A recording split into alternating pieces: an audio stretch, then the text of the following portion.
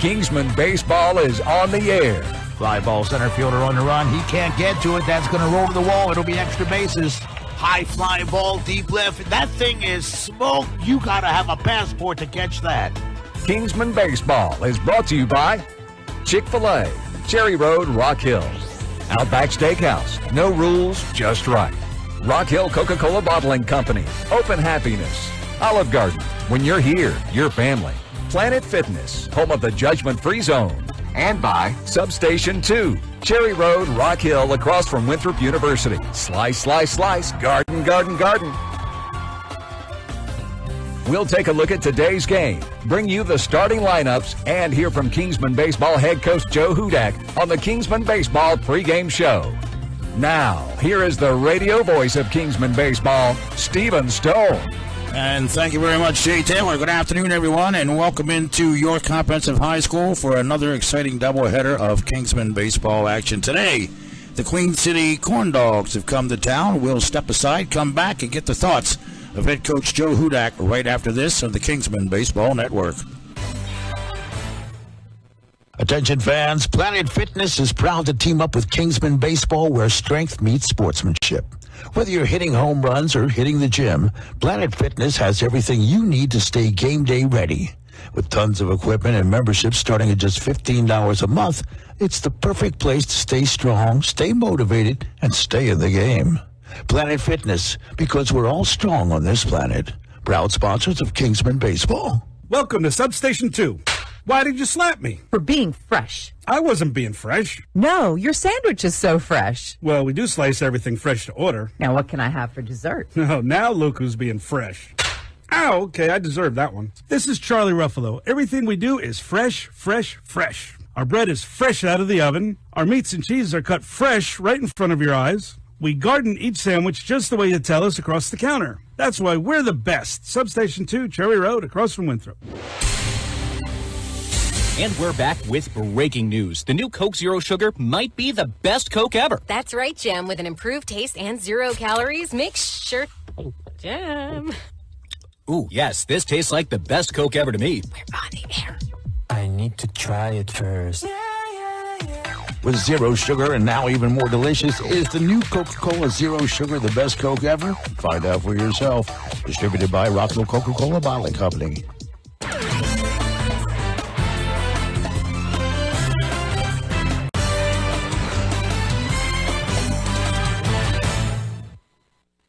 Joined now in the Kingsman pregame show by the head coach Joe Hudac, and a couple of wins last night to get back on the good foot, if you will. Now one game under 500. It's got to feel pretty good.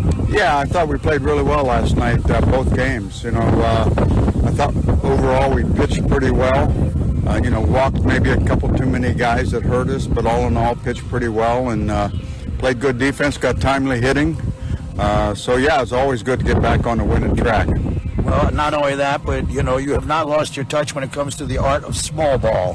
Well, that's true. You got to do whatever we got to do to win, whether it's running hit or bunting or squeezing or whatever it might be. I think everybody asks me, what's your strategy, and well, your strategy is based on the makeup of your team. If you got some bangers, then you can just sit back and play for the long ball, or Weaver, the 3-run homer. But if you don't, then you got to manufacture some runs. So I think we do a pretty good job of that. Well, we talked a little bit last night about Cannon, who delivered a bomb in game number 1. He seems to have found his stroke. Yeah, he swung the bat really well for us the last 3 times. The last 3 times he's been in the lineup. And I'm happy for him. He's a great kid. And good to see him get some success. And, again, really proud of him. All right, well, Coach, we got 2 tonight with a team we are more than familiar with, and they more than familiar with us. The Queen City Corndogs come to York. Yeah, we've played them for years. They used to be the Vipers in the SCBL, so we've played them. And even whenever we left the league, they were one of the clubs that still keeps playing us, which we appreciate that. And they'll be well coached. They'll be talented. It'll be another good ball game. Well, let's talk about game number 1. Who do we have going to the hill? Got David Zolkowski's going on the mound for us, and David's gotten better every time out. He started against them opening night. I don't know whether he got out of the first inning. He walked a lot of guys. but has gotten better each and every time out. I think he started twice in Alaska and threw very well both times. So he'll start for us in game one, and we're expecting a good outing out of him based on how he's thrown the last couple of times. Any thoughts on game two? Yeah, game two we're going to start Trip Bullabon. Trip's got a really good arm. Again, a guy who struggled a little bit with the command, but if he throws it across the plate, he's got a chance to be pretty good. David pitched a decent amount for Mars Hill this year. Trip redshirted, so he hasn't pitched for a while. So just takes a while to get back in it. So excited to see both of them throw tonight. Well, we're looking forward to talking to you at the end of it all about a couple of more wins and going a game over 500. That's the plan, Stephen. That's the plan, my friend. All right, sir. I appreciate your time as always. Thank you much. Thanks, Stephen. All right, head coach Joe Hudac with the pregame show. We'll come back, give you tonight's starting lineup, and Mr. Griffin Leonard, he's going to take you through game number one with a little color commentary from yours truly, and I'll be on hand to bring you the play-by-play for game two. All this and more coming up on the Kingsmen Baseball Network. Ever wonder where the capital A in Chick-fil-A came from?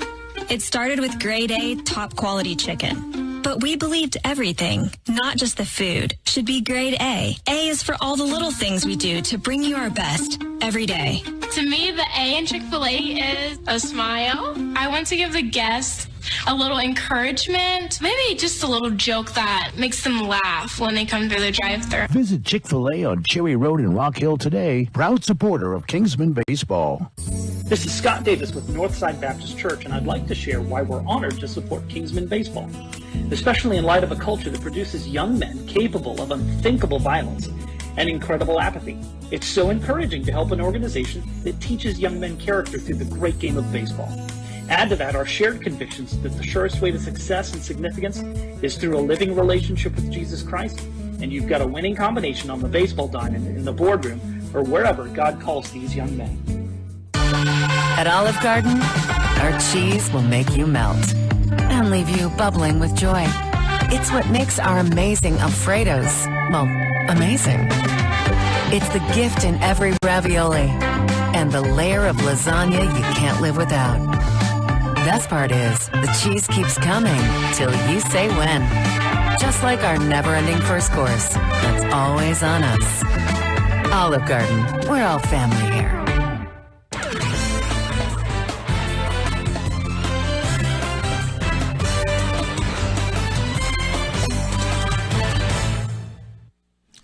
And welcome back to the ballpark. Stephen Stone along with Mr. Griffin Leonard, who's going to take you through game number one tonight. The Queen City Corndogs are in town, and Griff, you've already had a look at them, I think, once this year, haven't you? Yes, sir. Season opener, the Kingsmen managed to come out with that one 9-7. It was a comeback win for the Kingsmen out in Charlotte at Stick Williams Dream Fields. They were able to edge out the Corndogs, their first win of the season, and this is the second and then the third time that these two teams will face off here in 2025. Going to be a good one, and I'm certainly looking forward to it. Well, how about tonight's starting lineups, if you will, sir? Let's go through them. The Queen City Corndogs come in 7-3.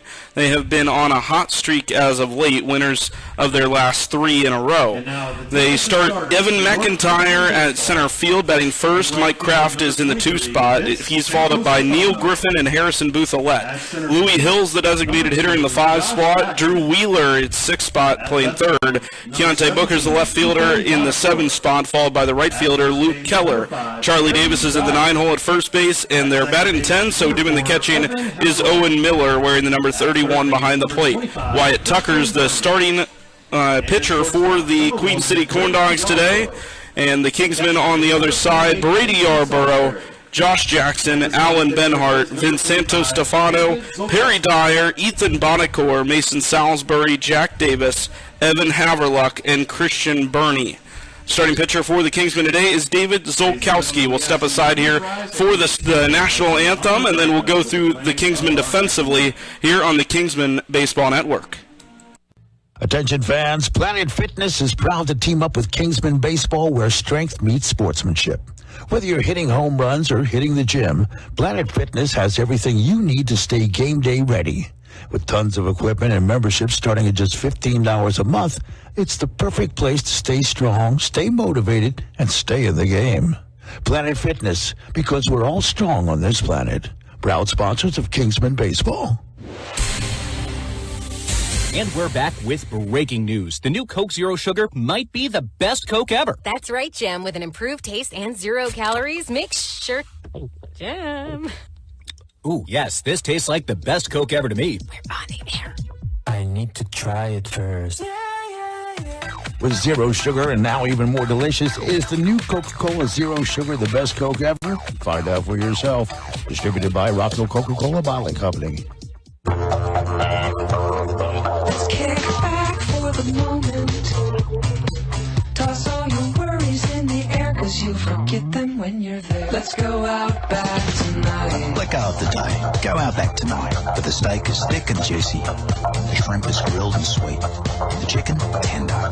Your only worry is which to choose. Let's go out back tonight. Tonight, let go. Life will still be there tomorrow. Go out back.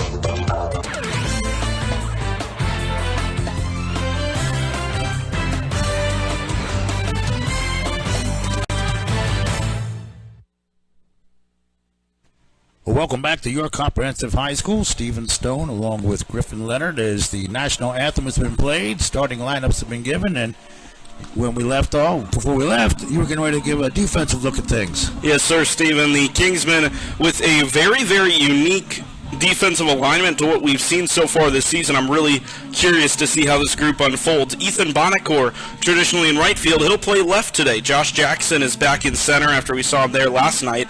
Vince Santo-Stefano is in the 9 position in right field. So it's Bonacore, Jackson, Santo-Stefano in the outfield. Christian Burney is playing a position other than catcher for the first time this season. He slots in at third base. Brady Yarborough is the shortstop. Evan Haverluck playing second. And then Perry Dyer, who we traditionally see at the hot corner, he slides over diagonally to first base. So it's Burney, Yarborough, Haverluck, and Perry Dyer, with Mason Salisbury doing the catching and David Zolkowski on the mound for the Kingsmen. Well, and that was what was very, very intriguing to me, was moving a catcher to third base. You don't see that very often. You really don't, although I will add, when the team takes batting practice and there's no need for a catcher, that's where he is almost every single game. So he has some sort of comfortability in that position, maybe a secondary position, as a lot of catchers at this level do. And for Christian Burney, it'll be a good opportunity to see a few ground balls in game action and get a feel for things outside of wearing all the catcher's equipment. Well, we have a comfortable 86 degrees. We've dropped about 6 degrees over the past hour, as the Kingsmen have taken their tune-up tosses, and the Corndogs dressed in their road yellow, top and bottoms. And here with Game 1 play-by-play, Mr. Griffin Leonard. Thank you very much, Stephen, and we hope to hear from you periodically throughout the show, I'd hope. It could happen.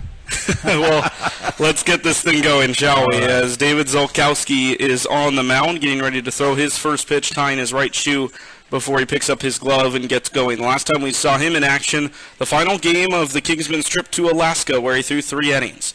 He'll look for a good start today. Out of the right-hand windup, he throws his first pitch, and it is upstairs to Evan McIntyre. McIntyre, the center fielder for the Corndogs. And your first pitch coming at 5:05 Eastern. How's that? Not too bad. All right. We got going a couple minutes later than scheduled, but not enough to really disrupt the flow of tonight's doubleheader. 14 innings to be played, as that one was fouled off to the screen. They count 1-1. It's McIntyre, Kraft, and Neil Griffin due up for the Corndogs here in inning number 1 to face Zolkowski. The Corndogs wearing all yellow uniforms, yellow tops, and yellow pants. I'm not sure where they would be able to buy those, but they found them as the pitch misses outside to make it 2-1. Have you ever seen those at Dick's Sporting Goods or something? No, only the Savannah Bananas. Hey, maybe the team shop's open out there in Georgia. Who knows?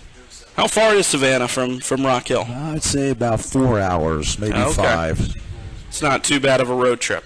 2 balls, 1 strike. Zolkowski's pitch is a fastball down in the heart of the zone. 2 balls, 2 strikes to the starting pitcher, McIntyre. Infield once again for the Kingsmen, Burney, Yarborough, Haverluck, and Perry Dyer, with Salisbury doing the catching. 2 balls, 2 strikes. Out of the windup, here comes the kick and the deal from Zolkowski. And it's a swing and a miss, a strikeout to the opening batter as McIntyre goes down on strikes. Well, that's the start that you want. Not too bad at all, as Zolkowski, one batter faced, one out, recorded, and here is Mike Kraft, the second baseman wearing the number 4.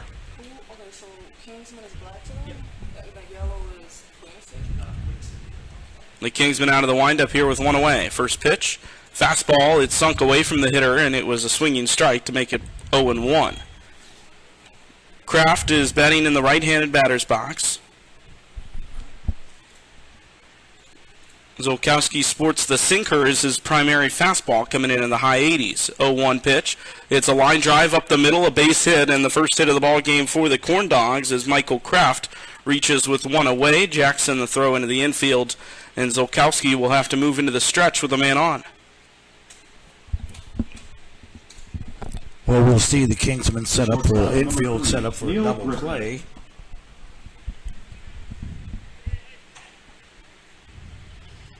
Looks like Christian Burney a couple steps in from his normal position at third, but now he backs up. So they'll face it pretty straight up besides the middle infield, shifting a little more towards second as the first pitch is fouled off to the screen by Neil Griffin. He's down 0-1.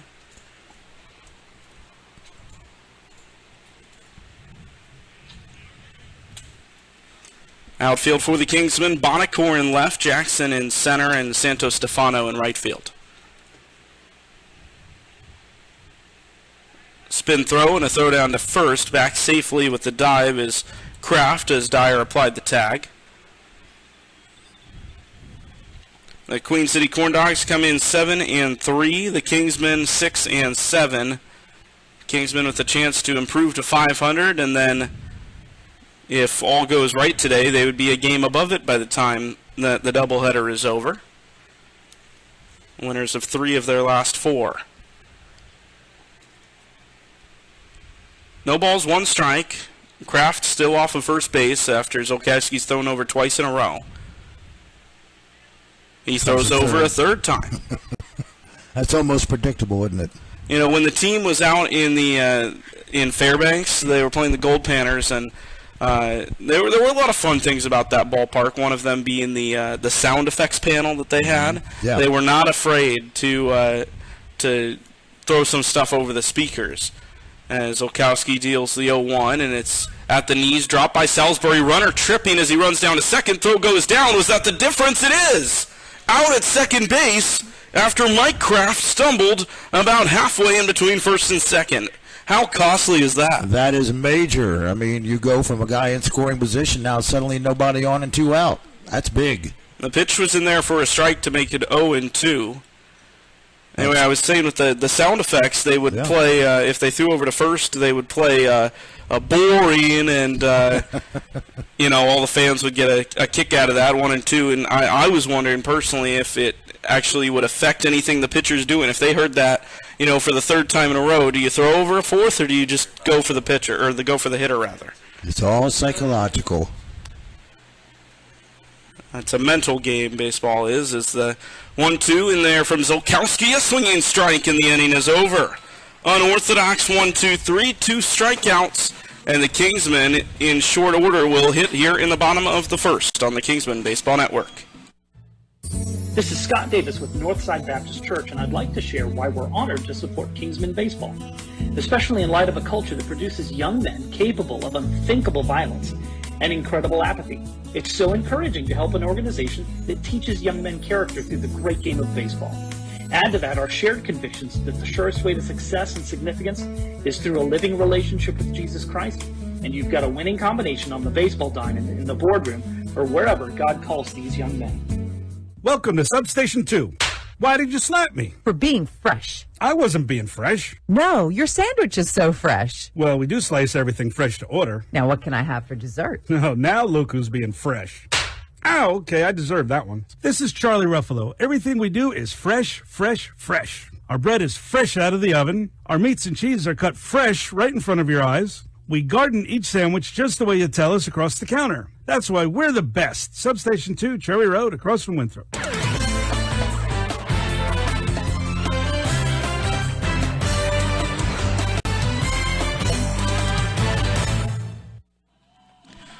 Back here in the bottom half of inning number 1, it is Wyatt Tucker on the mound for the Queen City Corndogs. Defensive alignment for the visiting Corndogs is Drew Wheeler, Neil Griffin, Mike Kraft, and Charlie Davis left to right in the infield dirt, with Owen Miller doing the catch-in. And then deep out in the outfield, Keontae Booker in left, Evan McIntyre straightaway center, and Luke Keller hugging the right field line.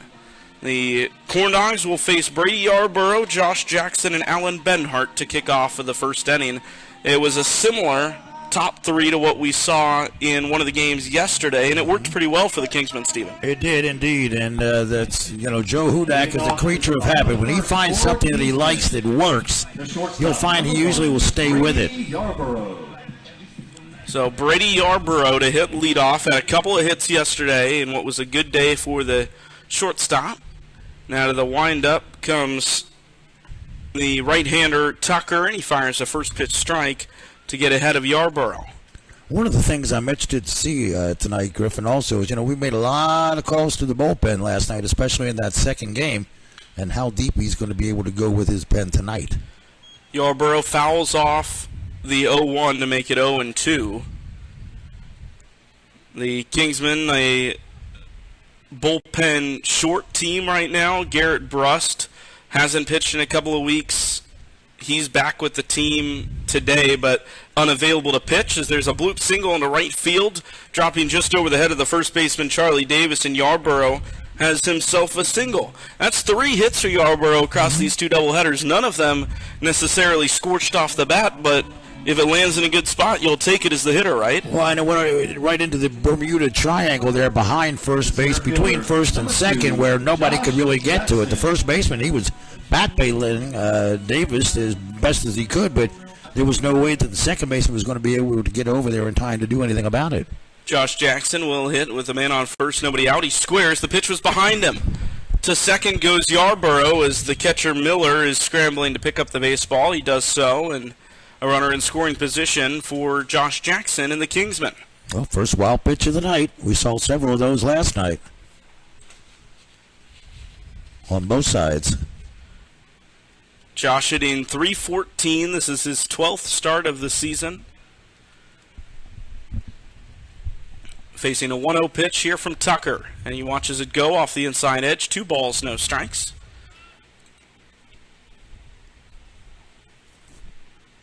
Jackson has 3 extra base hits on the season, a double, a triple, and a home run. Spreading the love as the 2-0 in the strike zone to make it 2-1. After Jackson will be the extra hitter today, Alan Benhart. The Kingsmen and the Corndogs both opting to hit with 10 in the lineup today rather than the traditional 9. 2-1 to Josh Jackson, and he grounds the ball third base side, gloved in fair territory by Wheeler. He throws across in time to get Jackson as Yarborough hangs at second base. 1 gone here in the bottom half of the first. Well, that was a good defensive play at third by Wheeler, who just looked the runner right back to the bag and kept his composure and was able to throw him out by about a step and a half. So after the chopper, Alan Benhart, the left-hander, will step in with 1 away. Yarborough still on second base, being softly held on by Neil Griffin at short. Here comes the pitch from Tucker. It's a curveball. It sits down in the zone, and it's strike 1.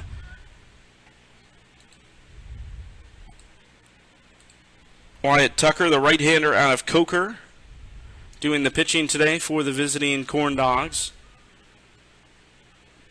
0-1 pitch to Benhart. He swings and hits a fly ball to right field. Right at the right fielder, Keller, who makes the catch. Yarborough retreats to second as he was not tagging, and there are 2 away. It looked like initially off the bat it might have a chance to hook down the line, but the right fielder, Keller, was able to track it down. Well, and he did a good job of keeping Yarborough where he was, because Yarborough was off from the pitch and then had to turn around and come back and was not able to tag up on that. Right fielder, number 23, Vince Santostefano. So still a man on second after Yarborough advanced from first to second on the wild pitch. 2 outs later, still there, and it's Vince Santostefano.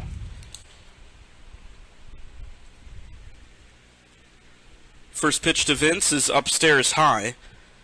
Started off slugging the ball really well. He's still done so. His on-base percentage is up near 500. His OPS well past 1,000. 5 doubles on the season for Vince, far and away the team's leader. Change up in the zone on the inside half for strike one. The count even at one apiece. Well, we talked about it last night. Vince is a doubles machine once he gets cranked up and going. There's not a guy on the team that has more than two other than Vince, who has five as he pops it up, foul ground. The catcher settles and makes the catch to end the inning. So one inning in the books. We head to inning number two here, 0-0 between the Queen City Corndogs and the Kingsmen here on the Kingsmen Baseball Network.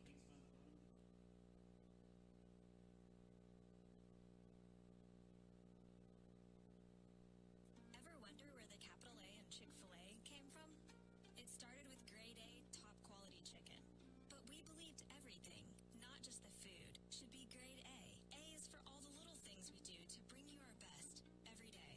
To me, the A in Chick-fil-A is a smile.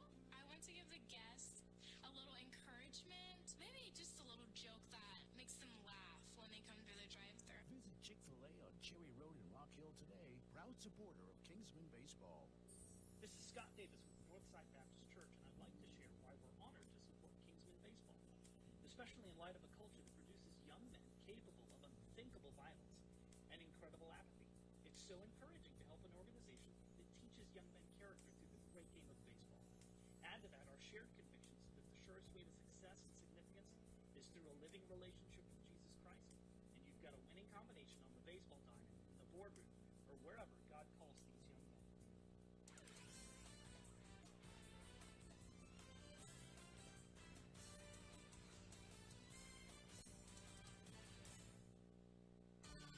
At Olive Garden, our cheese will make you melt and leave you bubbling with joy. It's what makes our amazing Alfredos, well, amazing. It's the gift in every ravioli and the layer of lasagna you can't live without. Best part is, the cheese keeps coming till you say when. Just like our never-ending first course, it's always on us. Olive Garden, we're all family here. Top of inning number two here on the Kingsman Baseball Network, as it is Harrison Boothallette, the extra hitter for the Corndogs, who leads off this second inning. First pitch ball, and behind Boothallette is going to foul the 1-0 off to make it 1 ball and 1 strike. Even count here for Harrison Boothallette, hitting left-handed for David Zolkowski, the right-handed starting pitcher. Made it through 1 inning, gave up a hit, but only faced 3 batters. As here comes the 1-1. It's a line drive up the middle past Yarborough, another base hit. We've seen 2 line drives into center, and that's been both base runners so far for the Corndogs.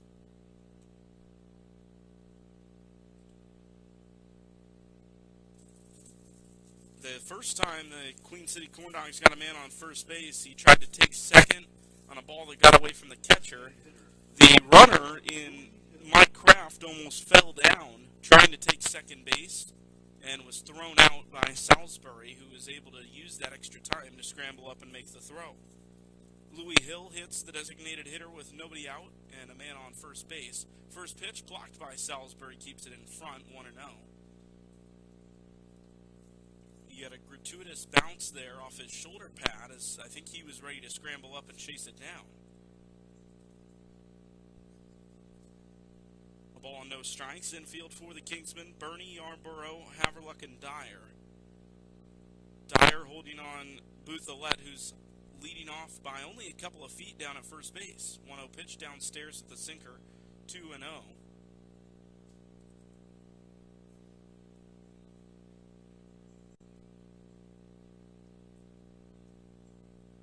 Two balls, no strikes, nobody out here in the second inning.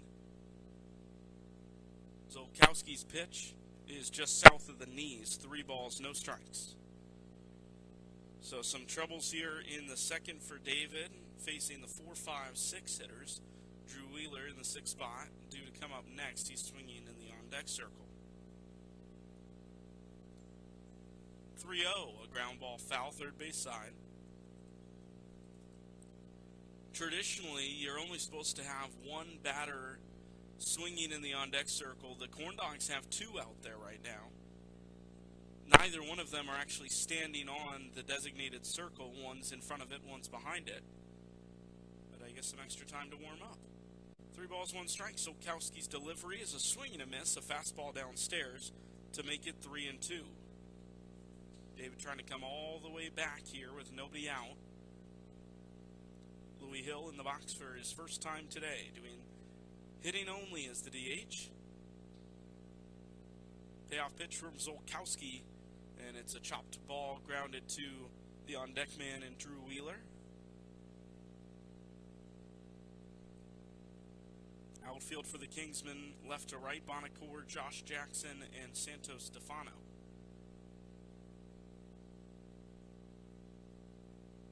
Another 3-2 upcoming with Bouthelet still striding off of first base. Solkowski's pitch is a swing and a miss, a strikeout. That's his third. That's big. You know, Solkowski's faced 5 batters rather. 3 of them have been strikeouts, and 2 of them have been singles. He's off to an interesting start here. Now, to move back to this 2 men in the on-deck circle, apparently it's not breaking a rule. Otherwise, Coach Joe would have been out. That's a good point. First pitch from Solkowski is a strike at the knees to Drew Wheeler. I think a lot of times it's just up to the umpires in the situation. You see some umpires that are, real sticklers about it. And Solkowski comes set for the 0-1. Runner leading off of first base in Bouthelet. Slide step delivery, slider, poke down the line. Will it stay fair? It will, as Santos Stefano's hat flies off. He tries to retrieve. Throw goes into second to hold Drew Wheeler to guess what? A single. We've had strikeout, single, strikeout, single, strikeout, single so far for the Corndogs today. And now you have runners at the corners, however. Already 3 hits for the Corndogs here on the road. They've been playing some good baseball as of late. And putting base hits like that together, they haven't had to take advantage of any walks quite yet, but putting bat on ball, good things tend to happen. Solkowski trying to have a short-term memory here, try to get Keontae Booker, maybe the runner on first too if they could. Wheeler stands on first. Holds firm on the first pitch. It's a ground ball third base side. Yarborough. Long throw to second. They get the fielder's choice as a run comes in. They'll take that, the Kingsmen, but it's 1-0 for the Corndogs here in inning number 2.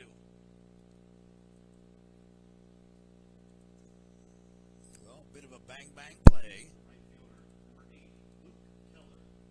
He fielded on his backhand side and had to make the strong throw across the body, but on target to Haverluck at second base, so there's 2 down. And a man on first base for the Corndogs. First pitch outside a ball.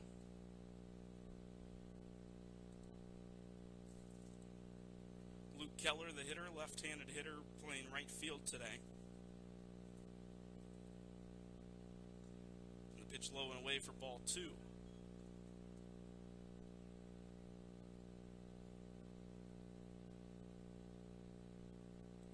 Keller, another one of the Coker guys on this Queen City Corndogs roster. They've got a lot of them.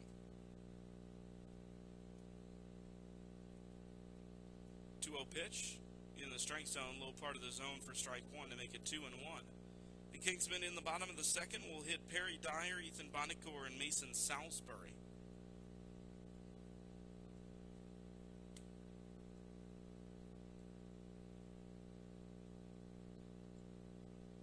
Throw over to first, back standing was Booker, and that made it pretty close. There's a reason they teach you to dive. Yeah.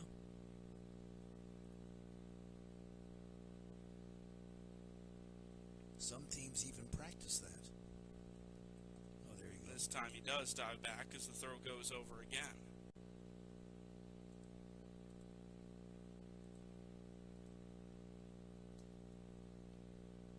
Nothing. Queen City leads the Kingsmen. Solkowski, the right-hander, on the mound, and he throws over again. The count still 2-1. So far for David in the game, 27 pitches. He's kept the pitch count down, but the Kingsmen have surrendered the lead. 2-1 is upstairs, ball 3.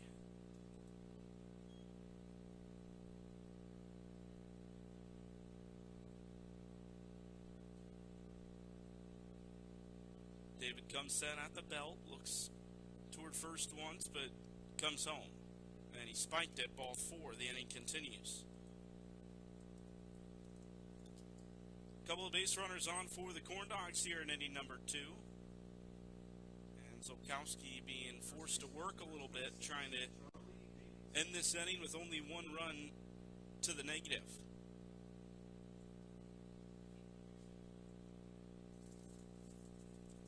Strikeouts for David, but 3 hits for the Corndogs.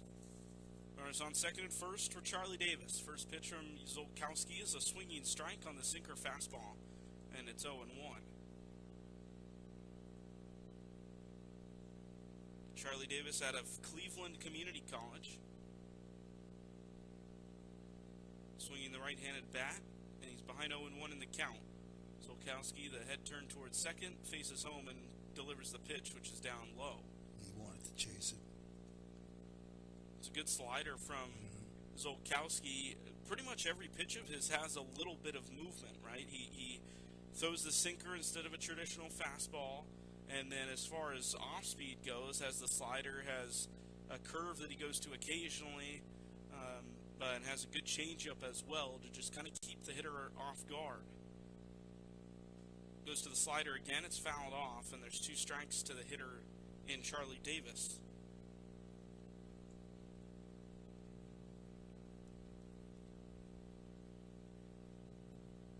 Booker stands on second. Luke Keller is on first after the 2-out walk. 1 ball, 2 strikes. David Zolkowski trying to work out of this second frame. 1 run across so far for Queen City. 1-2 pitch. Struck him out looking, and the inning is over. We head to the bottom of the second. David Zolkowski's 4th strikeout of the game gets them out of the inning. 1-0 here on the Kingsmen Baseball Network. Attention fans, Planet Fitness is proud to team up with Kingsmen Baseball, where strength meets sportsmanship. Whether you're hitting home runs or hitting the gym, Planet Fitness has everything you need to stay game day ready. With tons of equipment and memberships starting at just $15 a month, it's the perfect place to stay strong, stay motivated, and stay in the game. Planet Fitness, because we're all strong on this planet. Proud sponsors of Kingsmen Baseball.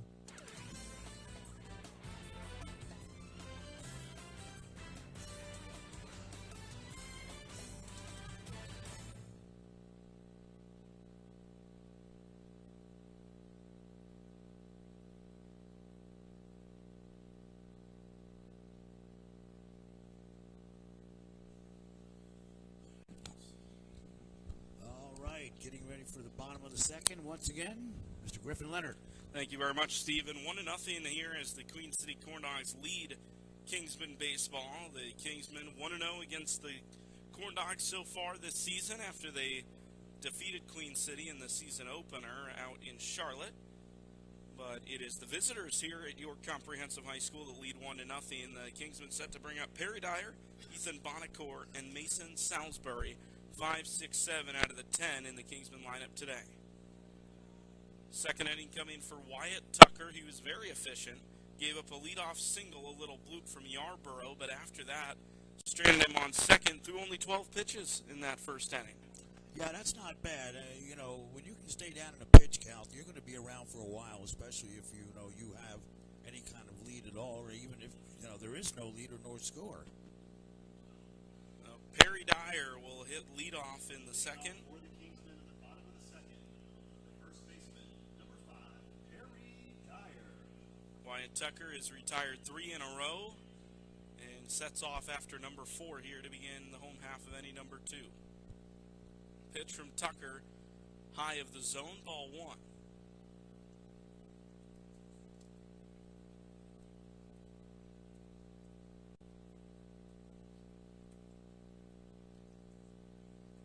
No strikes to Perry Dyer, playing first base today instead of his normal third. He swings and pops the 1-0 pitch sky high to the second baseman. That's Mike Kraft under it and makes the catch for the first out of the inning.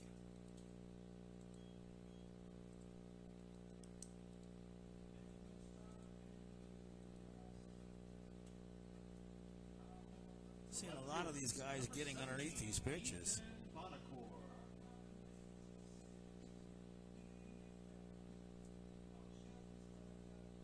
Wyatt Tucker, as I mentioned, pitching for Coker University down in Hartsville, South Carolina, D2 school. There was a pitch out just inside to Ethan Bonacore, and Bono's ahead in the count here. Tucker pitched for the Coker Cobras 6 times over the course of the spring season as Bonacore lifts a line drive into center field. Going back is the center fielder McIntyre, and he makes the catch on the run for the second out of the inning. It almost carried on him, it looked like a gapper for a second. But the recovery's there from the center fielder, and there are 2 down. The catcher, number 28, Mason Salisbury. Mason Salisbury will hit with 2 down, and the base is empty. 5 in a row retired from Tucker, who's having a really good start in the yellow uniforms for Queen City. First pitch high and inside, ball 1. Tucker had a whip of over 2 in the spring for the Cobras of Coker University, which normally when a pitcher has something that high, it's normally because of walks as Salisbury taps it foul. But he really didn't walk that many hitters. He walked 8 hitters over the course of 10 innings. It was just the hits. He got hit over once per inning on average, gave up 12 earned runs for an ERA of over 10. But he certainly looked good this evening. Swing and a miss. Salisbury, the count even, and it's 1-1. If the inning continues, we'd see Jack Davis, who's the designated hitter today.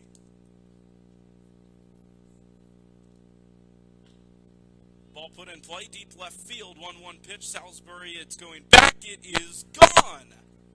Mason Salisbury leaves the yard with a solo home run to left field. It's his first of the summer. And how about the catcher Salisbury? This game's tied.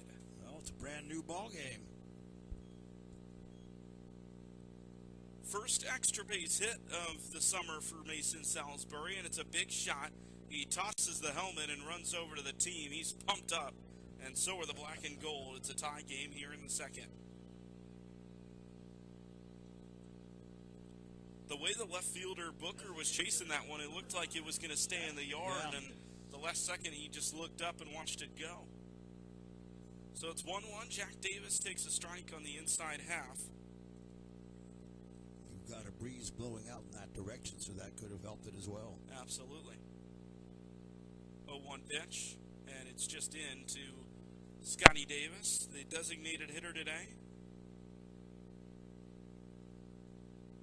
That was the second hit for the Kingsmen after Tucker had retired 5 in a row.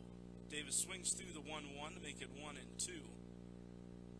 So we're even here in the second inning, courtesy of Mason Salisbury.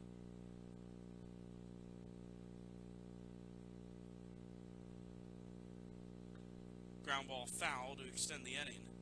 The season started really, really slow in terms of home runs for the Kingsmen. It took, if I'm not mistaken, 3 games for the ball to leave the ballpark. But, I mean, they've kind of turned it around here with the back end of the Alaska trip and a couple home runs already in the last 2 games. Davis ropes a line drive into right field. The inning will continue with a single. The power has peaked out from behind the rock for the Kingsmen. They've been hitting the ball very, very well as of late. They scored a combined 13 runs in 14 innings in, well, no, I guess it was 12 innings, right? Because they didn't hit in the 7th of either game, so it was 13 runs in 12 innings for the Kingsmen last night. Davis on the move. Haverluck, a line drive base hit. Scotty Davis rounds second, but will slow down and stop. Back-to-back singles. That's 3 hits in a row for the Kingsmen, 4 in the game. And Christian Burney will slide to the plate to try to keep this second inning going. Well, you got the number 10 man coming up, so everybody's batted now. Yarborough, the top of the order, will come out to the on-deck circle, who already has a hit tonight. Number 25, Christian This is that small ball that we talked to Joe Hudac about in the pregame tonight. You take it how you can get it.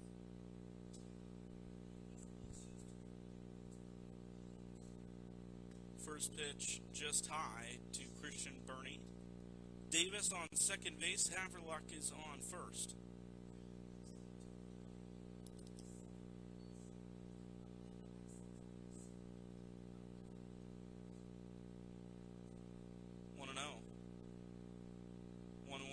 As the ball's tipped into the glove of the catcher Miller.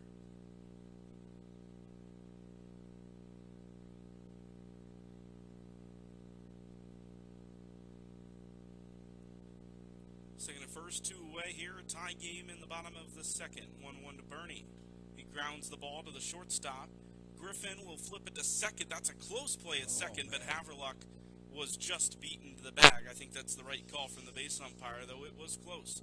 We head to the third. 1-1 the score, courtesy of Mason Salisbury, his first bomb of the summer here on the Kingsmen Baseball Network.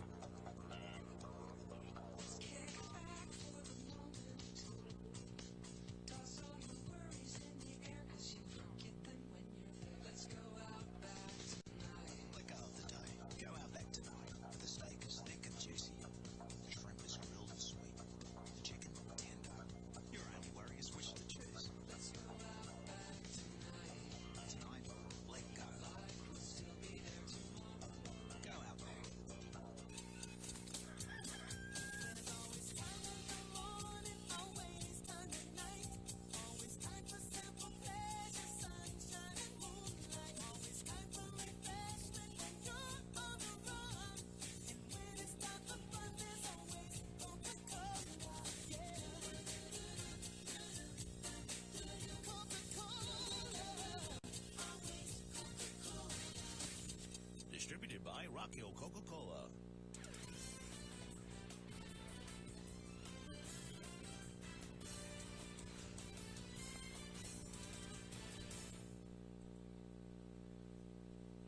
Top of three here as we welcome you back to York Comprehensive High School, the Queen City Corndogs and Kingsmen Baseball as Mason Salisbury throws down.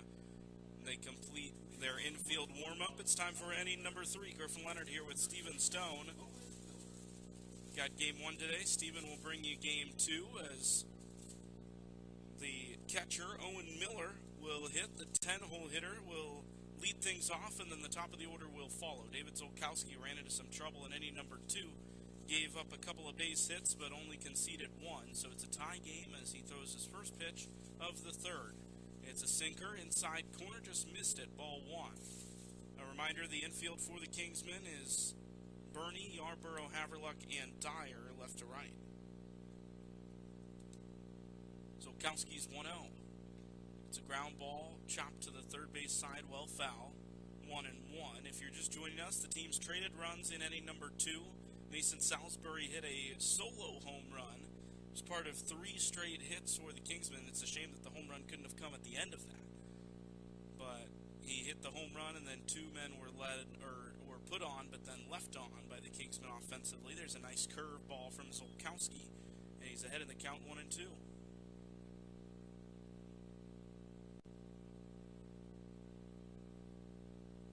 Owen Miller out of Denison College. Right-handed bat, 1-2 count. Here's the pitch, and it's just off the plate outside, perhaps a bit low as well, and it's 2-2.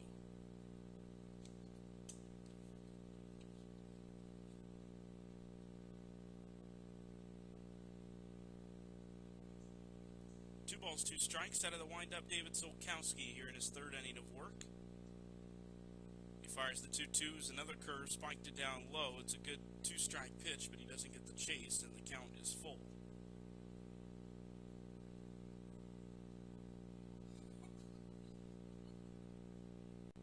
Three balls, 2 strikes, full count, payoff pitch. Zolkowski, the right-hander, fires it home, and it's a swing and a miss. Miller goes down on strikes. It's the second consecutive strikeout for David Zolkowski. That's number 5 in just 2 1/3.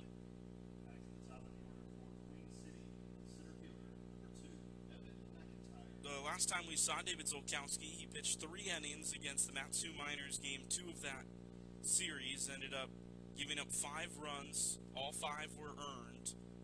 Only walked 1 guy. It was just hits that got him. He gave up 6 hits, struck out 2. Curveball downstairs. It's a kind of a similar trend today. 1 walk. He struck out 5, but the problems for David have arose when the ball's been put in play. That's 3 hits now for the Corndogs and 2 1/3 as the pitch is outside, low in the dirt as well, 2-0. Top of the order for Evan McIntyre, who struck out to begin this ball game.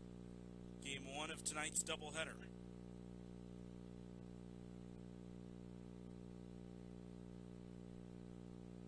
2-0 pitch. It's a ground ball, shortstop side. Yarborough collects it on 3 bounces, throws to first, the stretch from Dyer, and there are 2 outs in the inning.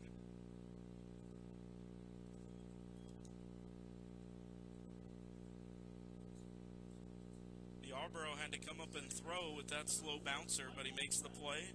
2 gone with the bases still empty, and they're cruising through the 3rd with Mike Kraft coming up, who singled his first time.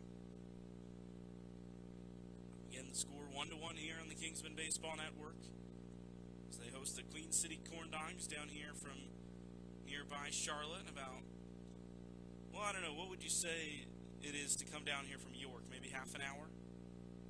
If that. Maybe a half hour, depending on rush hour traffic. That's fair. Well, they've been down here for an hour or 2, so I'm sure they beat traffic coming down as that one's fouled off. 1 ball, 1 strike the count.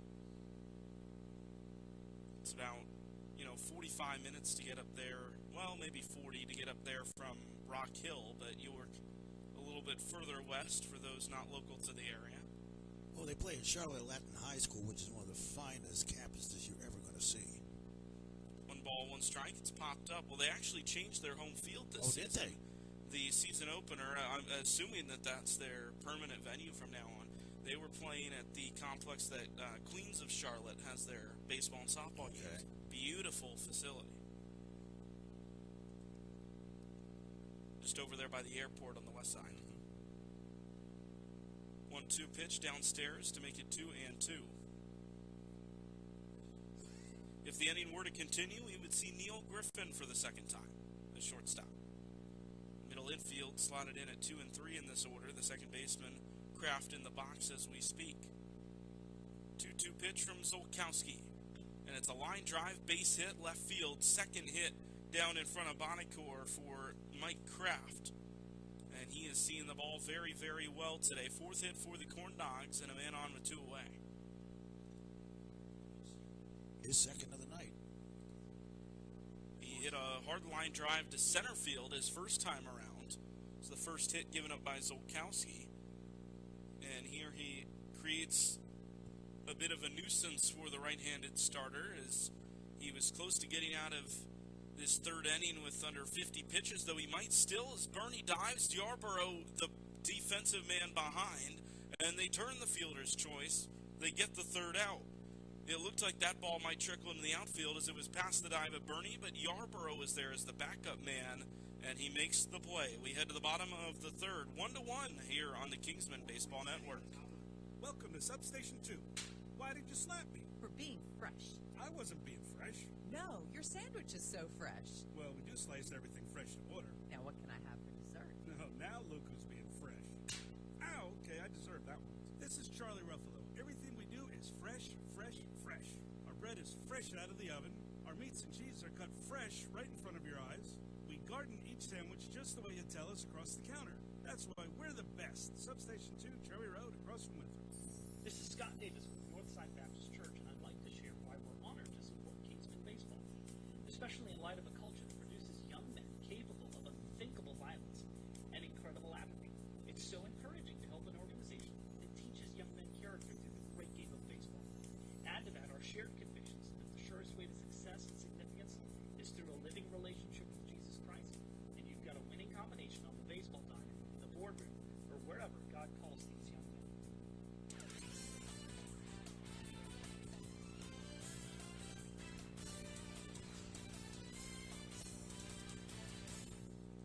bottom of any number 3 here from York Comprehensive High School. It's the Queen City Corndogs and the Kingsmen. Queen City 7-3 on the season. The Kingsmen looking to improve back to 500. They are 4-1 now in the Carolinas. Yeah. They've been very, very good in their domestic slate. Obviously, a different range of opponents when they're out in places like Alaska, places like the Dominican. But this team has played very, very well around the local Rock Hill area. Chop ball up in the air, a foul ball for Brady Yarborough. He's leading off the third inning after singling to begin the first. It's Yarborough, Jackson, and Benhart top of the order here for the Kingsmen. Still facing Wyatt Tucker, who's been efficient despite giving up a number of hits. He's given up 4 just as Olkowski has, but he's only thrown 30 pitches now. Here's 31, and it's a foul ball off the end of the bat from Yarborough. He's behind 0-2. Well, Tucker's actually only made one bad pitch, and that was the home run.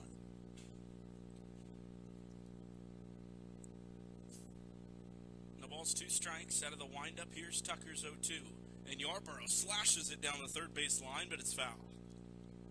That's one of the harder hit balls we've seen off of his bat. Yeah. Well, if Tucker's 32 pitches, Griffin, 24 strikes, that's not bad. Not bad at all. Another 0-2 coming. The pitch from Tucker, just off the plate, high and outside. Got to keep that ball down to Yarborough. Stands at 5'8", 140. But he does have a little bit of pop in the bat when he can square it up, as that pitch low and away for 2-2.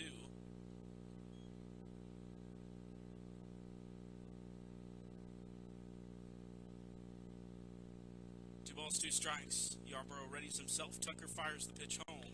And it's a hard line drive. Scooped on one bounce by the shortstop Griffin. He throws across the diamond. One hop in time to get Yarborough. That's a heck of a play from the Corndogs infield.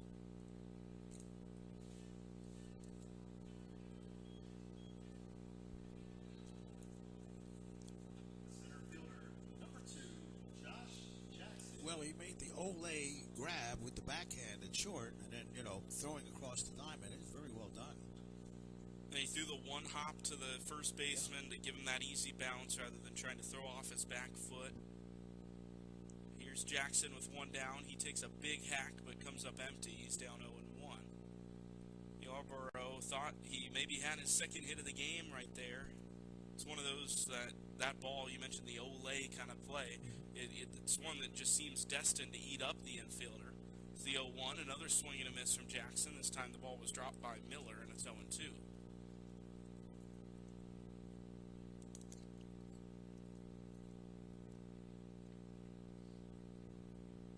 After Josh Jackson, it'll be Alan Benhart, who flew out to right field. In his first at-bat, 0-2 to Josh Jackson. He takes it inside off the plate, 1-2.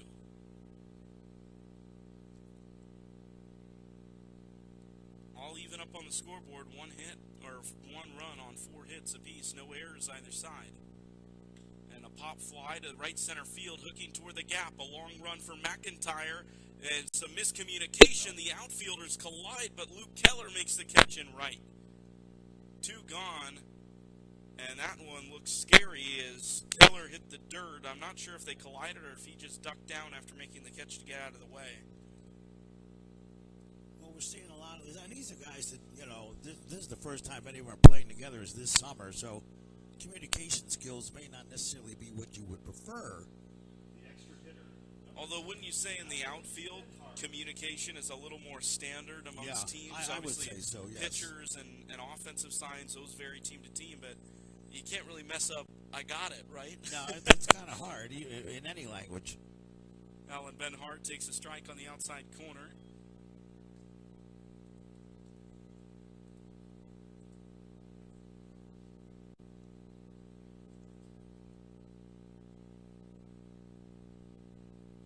Pitch. Benhart takes it low in the dirt, ball 1. I know Coach Hudac and the Kingsmen have strayed away from the phrase, I got it. He said that you can say ball 3 times in the time it takes for you to say, I got it once. That's true. as long as the guys out there know what's up, then I guess it doesn't matter.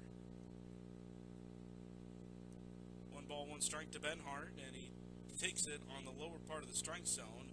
1-2 the count. 1-1 the ball game here in the bottom of the third. Benhart hitting with the bases empty after the catch made from Josh Jackson. Top of the third.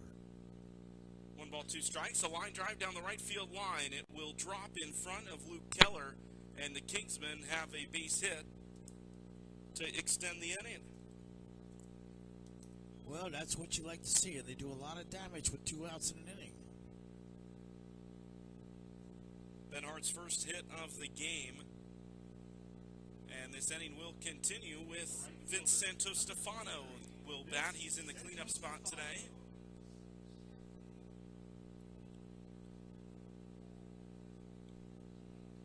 Those yellow uniforms are blinding, aren't they?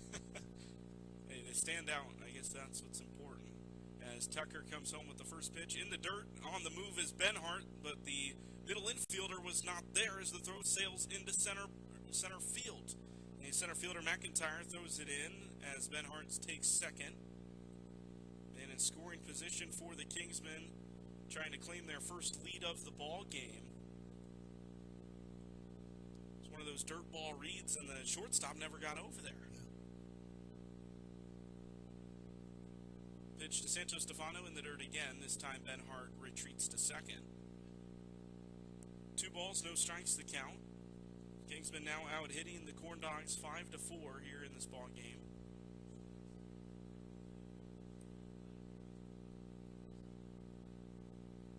Santo-Stefano in right field today. Tucker stares down Benhart, comes home with a 2-0 and a big swing and a miss from Santo-Stefano. It's 2-1.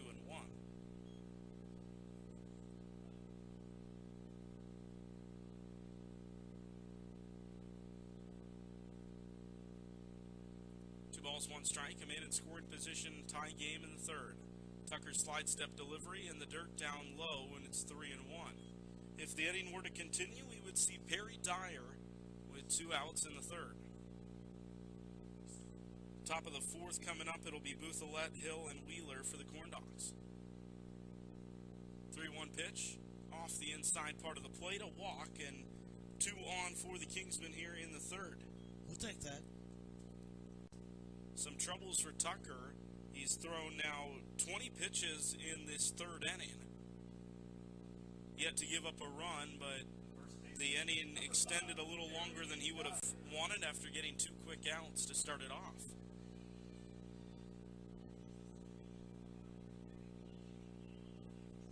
Perry Dyer popped out to the second baseman his first time up in a big spot for the black and gold. First pitch from Tucker, runners on the move, a line drive down the left field line, it hooks foul, and it's a long strike to make it 0-1. Oh, that was good strategy, though, the hit and run. I think that would have scored 2 had it got Yes. down the line, with Santo-Stefano on the move from first. The score remains 1-1, and Perry Dyer steps back into the box. No balls, 1 strike. Wyatt Tucker set to throw pitch number 50 today. Right-hander comes home and misses outside. The count all even at 1. Both teams have left 3 runners on base so far today. The Kingsmen have 2 on right now, trying to score them. And that is a balk. Yeah, that is. There's nobody covering. Wow. How often do you see that? You had Wyatt Tucker, essentially what he did is the coach is going to come up and have a conversation. I'm not sure if it's with the umpire or the pitcher. No, it's going to be with the pitcher. The umpire made the right call. That is definitely a balk. There were runners on second and first. If you step off to throw to second, you don't necessarily have to throw, but if you don't disengage with the rubber, of course, to first, you have to make that throw. He spun, but the first baseman, of course, not holding on the runner, because why would you? Right. And now there's runners on second and third for the Kingsmen. And if a run does come in to score, whether it be a wild pitch or a base hit here from Perry Dyer, well then all fingers are going to point right back to that play by Wyatt Tucker on the mound. Well, he didn't do himself any favors, that's for sure. Now first base is open. Do you work around Dyer to face Bonacore? Both are 0 for 1. 1 ball, 1 strike. Perry watches it go in the dirt. It was blocked successfully by Miller, and it's 2 balls and 1 strike. This is what we mean by that damage that can get done after 2 outs in an inning. We saw that a couple innings yesterday from the Kingsmen. Some 2-out production. A couple big innings from it. 2-1 pitch. Dyer watches it go downstairs again, and it's 3-1. Now Tucker, after getting the first 2 outs of this inning, surrendering the base hit, now in danger of walking back-to-back hitters. When he walked Santos Stefano, that was the first free pass he'd given all game. And this could be his second. 3-1 to Dyer. Perry rips a ground ball off the foot of the third baseman Wheeler and into left field. Santos Stefano around third to home, the plate of the plate. He's safe, and from first to second goes Dyer on the throw. 2 runs come in. It's 3-1 as the Kingsmen take over here in the third. Well, that's just great. You know, you called it. I mean, the aggressive base running there. And advancing on the throw, so Kingsmen in business. And, of course, right back to that balk. If it didn't happen, it's second and first, and the Kingsmen only score 1 there if they were to send Benhart in that situation. And perhaps with a little less speed on second with Benhart as opposed to Santos Stefano, maybe we'd be sitting bases loaded right now. Who knows? So it's Ethan Bonacore, 3-1. The Kingsmen lead by 2 runs. First pitch downstairs as Dyer retreats to second base. No one really holding him on out there opposite home plate. The second baseman, Kraft, slides over slightly. 1 ball, no strikes. Kraft fires at home. And it missed the zone, and behind 2-0 is the right-hander for the Corndogs.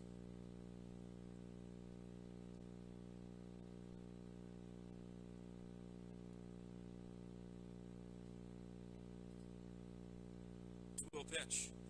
Ground ball up the middle, a long run for the shortstop Griffin. He collects, throws on 1 foot. Is it in time? No. They say no, it was off the bag. Charlie Davis pulled his foot, stretching up the line for that one. And once more, the inning continues. Now you have the runners on the corners. And that 2-out production that you mentioned.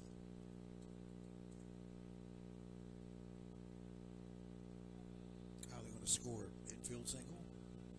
I believe they would have had him with a good throw. I wouldn't be surprised to see that one go as an error. The umpires came together very briefly, perhaps for a variety of angles there. The home plate umpire maybe having a better angle at that one. At least that's what the Corndogs coach is hoping. He's not going to get that was an error by the shortstop to continue the inning.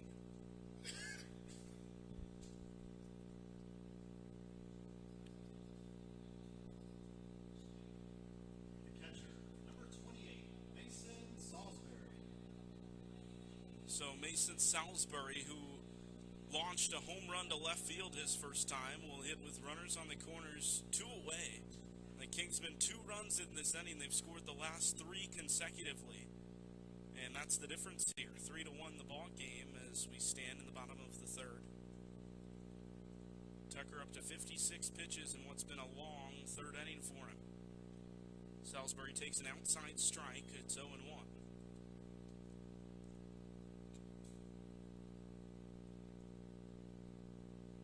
Mason hitting in the low 200s so far this season. He's done most of the catching for the Kingsmen, with Christian Burney taking the other games. So there's a ground ball third base side, lunging after it, but it gets into the outfield. Another run comes in. Salisbury's got himself base hit number 2. The ball was dropped by the left fielder, and then the throw comes in, but not before Bonacore wisely moves from second to third base. This inning has just crumbled for the Corndogs. Yeah, the wheels have come off.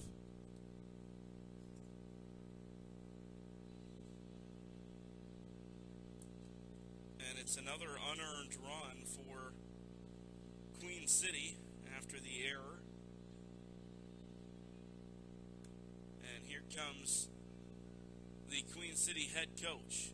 He takes the ball from Tucker, and there will be a new man on the mound when we return here on the Kingsmen Baseball Network. Also, when we return, a special guest, and we'll hear from him when we return here on the Kingsmen Baseball Network. Ever wonder where the capital A in Chick-fil-A came from? It started with grade A, top quality chicken. But we believed everything, not just the food, should be grade A. A is for all the little things we do to bring you our best every day. To me, the A in Chick-fil-A is a smile. I want to give the guests a little encouragement, maybe just a little joke that makes them laugh when they come through the drive-thru. Visit Chick-fil-A on Cherry Road in Rock Hill today. Proud supporter of Kingsmen Baseball. At Olive Garden, our cheese will make you melt and leave you bubbling with joy. It's what makes our amazing Alfredos, well, amazing. It's the gift in every ravioli and the layer of lasagna you can't live without. Best part is, the cheese keeps coming till you say when. Just like our never-ending first course, it's always on us. Olive Garden, we're all family here.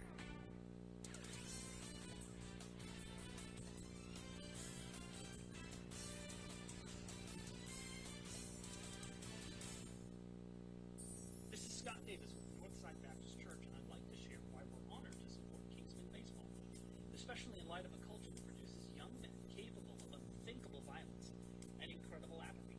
It's so encouraging to help an organization that teaches young men character through the great game of baseball.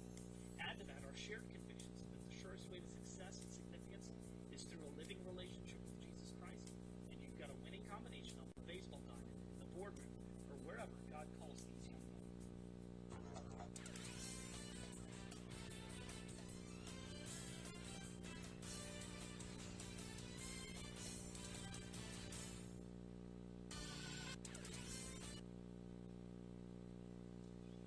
Back here from York Comprehensive High School as the Kingsmen and the Queen City Corndogs going at it, bottom three. And the Kingsmen have put up 3 runs in this inning. A new pitcher on the mound for the visiting Corndogs. It's Parker Johnson. But we've got a new man in the booth here, Bryce Frederick, former Kingsman player, former Kingsman coach last season. Welcome back to the Rock Hill area. Thanks for having me, Griff. It's a pleasure to be on. Yeah. Now, Bryce, I guess first of all, just what have you been up to in the last so many months since most of the Kingsman community has heard from you? The thing called the real world. It's been quite an adjustment. Life slowed down a lot, but working every day 8 to 5 in the office, kind of like most people do. So, been a whole new world. Got it.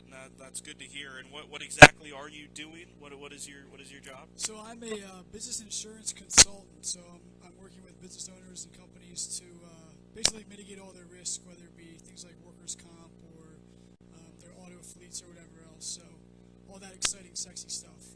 The Kingsmen are in a pickle here. We see a run come in for Bonacore, but Mason Salisbury is tagged off in the process. So a run comes in. It's 5-1.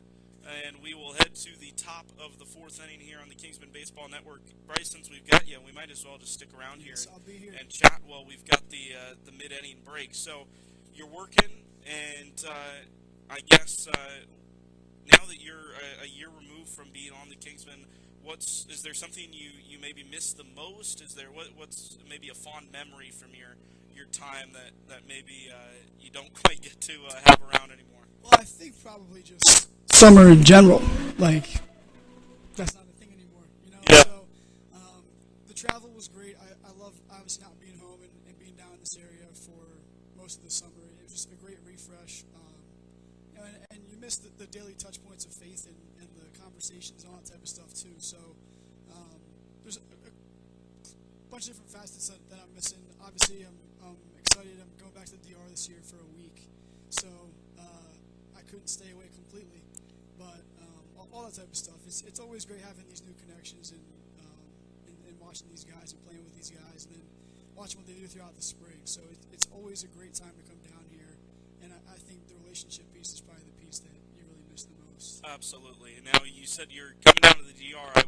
I would assume that would be the same block of time that the team will be down there? Yeah, so I'll be down there from July 9th to the 15th. So I'm flying in with the team, and then I'll head back on my own, direct back to Baltimore, where I'm from, about halfway through. So it'd be nice to get down there and see some people that I've grown to really love down there, and obviously continue to serve and spread the word and all that good stuff. So I'm excited to have the opportunity to do that. Very thankful that Coach allowed me to come back and bunk up with the guys and continue to share with them and experience this with this new group. And it's a hard place to miss, so I'm excited to be back. Yeah, that'll be great. I certainly looking forward to the chance to get to spend a little more time with you. I'll be down there as well. So I've heard obviously great things about this trip coming up. Now you were on the team in 2023. Yes. Were you on the? Did you guys go to Alaska? We did. As part of your season. We did the Alaska trip. So we went to Anchorage first, and then up to Fairbanks. Okay, we did the opposite this year. How was that in that order? Well, I'm sure as you learned, Fairbanks is a little slow. There's not a ton of activity going on up there off the field. It's a great place to play. The miners or the goaltenders up there are a fantastic place to go play. The crowd's always energetic. The camaraderie of that group is always great. So it's a fun place to play. But off the field, there's not much going on up in Fairbanks. So we had a slower second half of the trip. Anchorage was awesome. We got off to a hot start. The Naughty Pine where we stayed was amazing, as I'm sure you just experienced. And the city itself was really cool. And obviously, there's a fly ball deep to left, and that's a home run for Queen City. The Corndogs grab one back here in the fourth, 5-2. We're here on the Kingsmen Baseball Network with special guest Bryce Frederick. Zolkowski gives up the home run as the fourth inning gets underway. But yeah, so we were at the Naughty Pine this year. They had me in a closet. Wow. There were so many guys there this year. Yeah, They had the two kind of buildings, the main cabin and the auxiliary building there. But it was a really cool place. You said you stayed there for how many days? We were there for probably 6 days or so. I know you guys got a moose in the backyard. We did. We didn't have a moose. We had a couple porcupines and some other stuff. But I think the coolest part about being there, especially that time of year, was that it's pretty much light all day. So Salisbury with a good throw across the diamond to get Louis Hill for the first out of the fourth. Sorry, go ahead, Bryce. So it's that light all day that was really the cool part about being there. Obviously, you got to show up with your sleeping mask and all that type of stuff. But I'm sure you guys are out there playing with football just like we were at 11:30 at night, feeling like it was the middle of the day. So it's a great spot. It's a beautiful place up there. Yeah, well, Coach Hudac set strict curfew rules for midnight with some of our adventures, not to get too late into the evening. Now, the Kingsmen on the baseball field had a few struggles out in Alaska. They only were able to win one of the 7 games, so they've done quite well here in the short time they've been back. Did you guys run into similar troubles on the field, or what were the results like on the field? We won. Bernie goes across the diamond, a scoop there, and there's 2 away. We play Perry. Yeah, we won everything in Anchorage, and I don't think we won anything up in Fairbanks. The goaltenders are a tough team. They've had a lot of legends play there, which for those who don't know, I mean, Barry Bonds has played there, so they always get some good talent. Those Northwestern boys can play. That Northwestern part of the country, the Oregon and the Washingtons and the Northern Californias of the world, that's kind of where most of them go up to play. So they always get a lot of talent in the summertime, and they have great pageantry up there too. So they're a tough team to beat. I think we played them 4 times. I don't know if we came out successfully in any of the 4, but I know that we did get the Miners and we did get the Chinooks. And those are 2 great organizations as well. So, I guess moving away from Alaska, so you were on the team for 2 seasons. You were kind of that player-coach role, if I'm not mistaken, last year, correct? More so coach. I took 1 at-bat in the DR. That was my only time playing. There you go. And it wasn't a good at-bat. So. Well, then we could throw it out the window. So you coached in the fall, or in the summer, and then now in the years since, I would assume that baseball's been around a little less in your life. Yes. How has that been? Everybody on this team, around this organization, everybody's going to have to face that at some point. What's that experience been for you? I think being here last summer was a great part of kind of learning how to make the transition possible. I mean, Coach Joe's always talked about, like, your identity doesn't lie in baseball or kind of what you do. Like, who we are is as Christians and as people and all that type of stuff. So that goes with us no matter whether we're playing or working or whatever we're doing in life. So that was kind of a great message to get at that point in my life, and it's made the transition really easy. I think I can understand why people struggle with it. I really can. It's been a lot easier for me, and I think I have the right people around me too. So, well, the half inning ends with Zolkowski striking out, Keontae Booker looking. So 1 run in the top of the 4th for the Corndogs. The Kingsmen lead 5-2. Do you have time to stick around for one more half? Yeah, let's do one more. All right. Well, let's stay here then as the Kingsmen get ready to hit in the bottom of the 4th. They're 5-2. I assume you remember quite a number of the guys, the returners from last year. Yes, a record number of returners for the Kingsmen here in 2025. What's it like being down in the dugout earlier and catching up with some of the guys? Well, I think it speaks a lot to what Coach Hudac's built, and obviously it was an honor to be a part of last year that we can make the experience good enough that we have that number of guys coming back. You know, I don't have a big part to do with that, but a little bit. But it's mostly Coach Hudac and what he's built.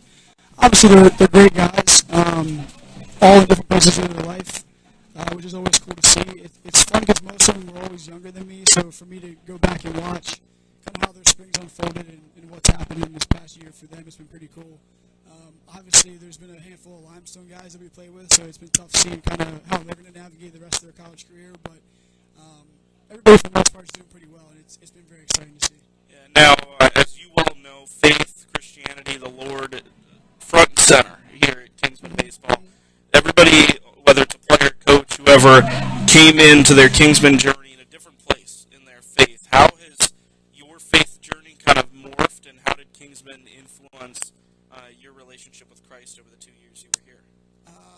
It came in strong. I think, Coach Hudac kind of gets a litmus test of where everybody is coming in, and I always felt pretty comfortable with knowing that I was in a good place. But, there's no such perfect following, and there's no such perfect life in that way, so there's always room for improvement, and I owe a lot of that to this program, of course. I mean, talking the language of a college athlete is tough because not many people understand the things they go through day to day in their everyday life.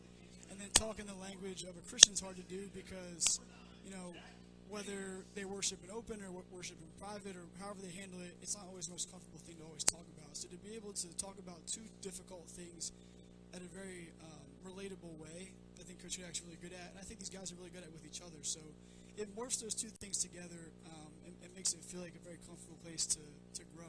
And it's been cool to see how guys have grown alongside me. Obviously, like I said, I came in with a good base, but we had Aiden Bisbano, who's back last year. He got baptized, and he gave his life to Christ in the Dominican Republic. And that's a big decision, and that's cool, but it's cool to have been a part of that whole process for him, coming in, not knowing a lot, and really determining that is what's for him by the end of the summer. So that's been cool, too. It's not just about, what I can do, what I can grow, but kind of doing it together. And there have been some really great stories that have come out of these last 2 summers of how it's impacted guys' lives. So that's just as impactful to me as anything else. Absolutely. We're here on the Kingsman Baseball Network with former Kingsman player and coach Bryce Frederick. The Kingsmen up 5-2 with Scotty Davis in the batter's box leading off. He takes a ball outside. We're talking baseball. We're talking faith. I guess if you had any advice for some of these guys, maybe first-year guys on the team who are pretty new into their faith journey, what advice would you give them as they navigate not only baseball, not only the summer, but just life in general? That's a great question, and it's obviously very loaded, but it's always between you and you.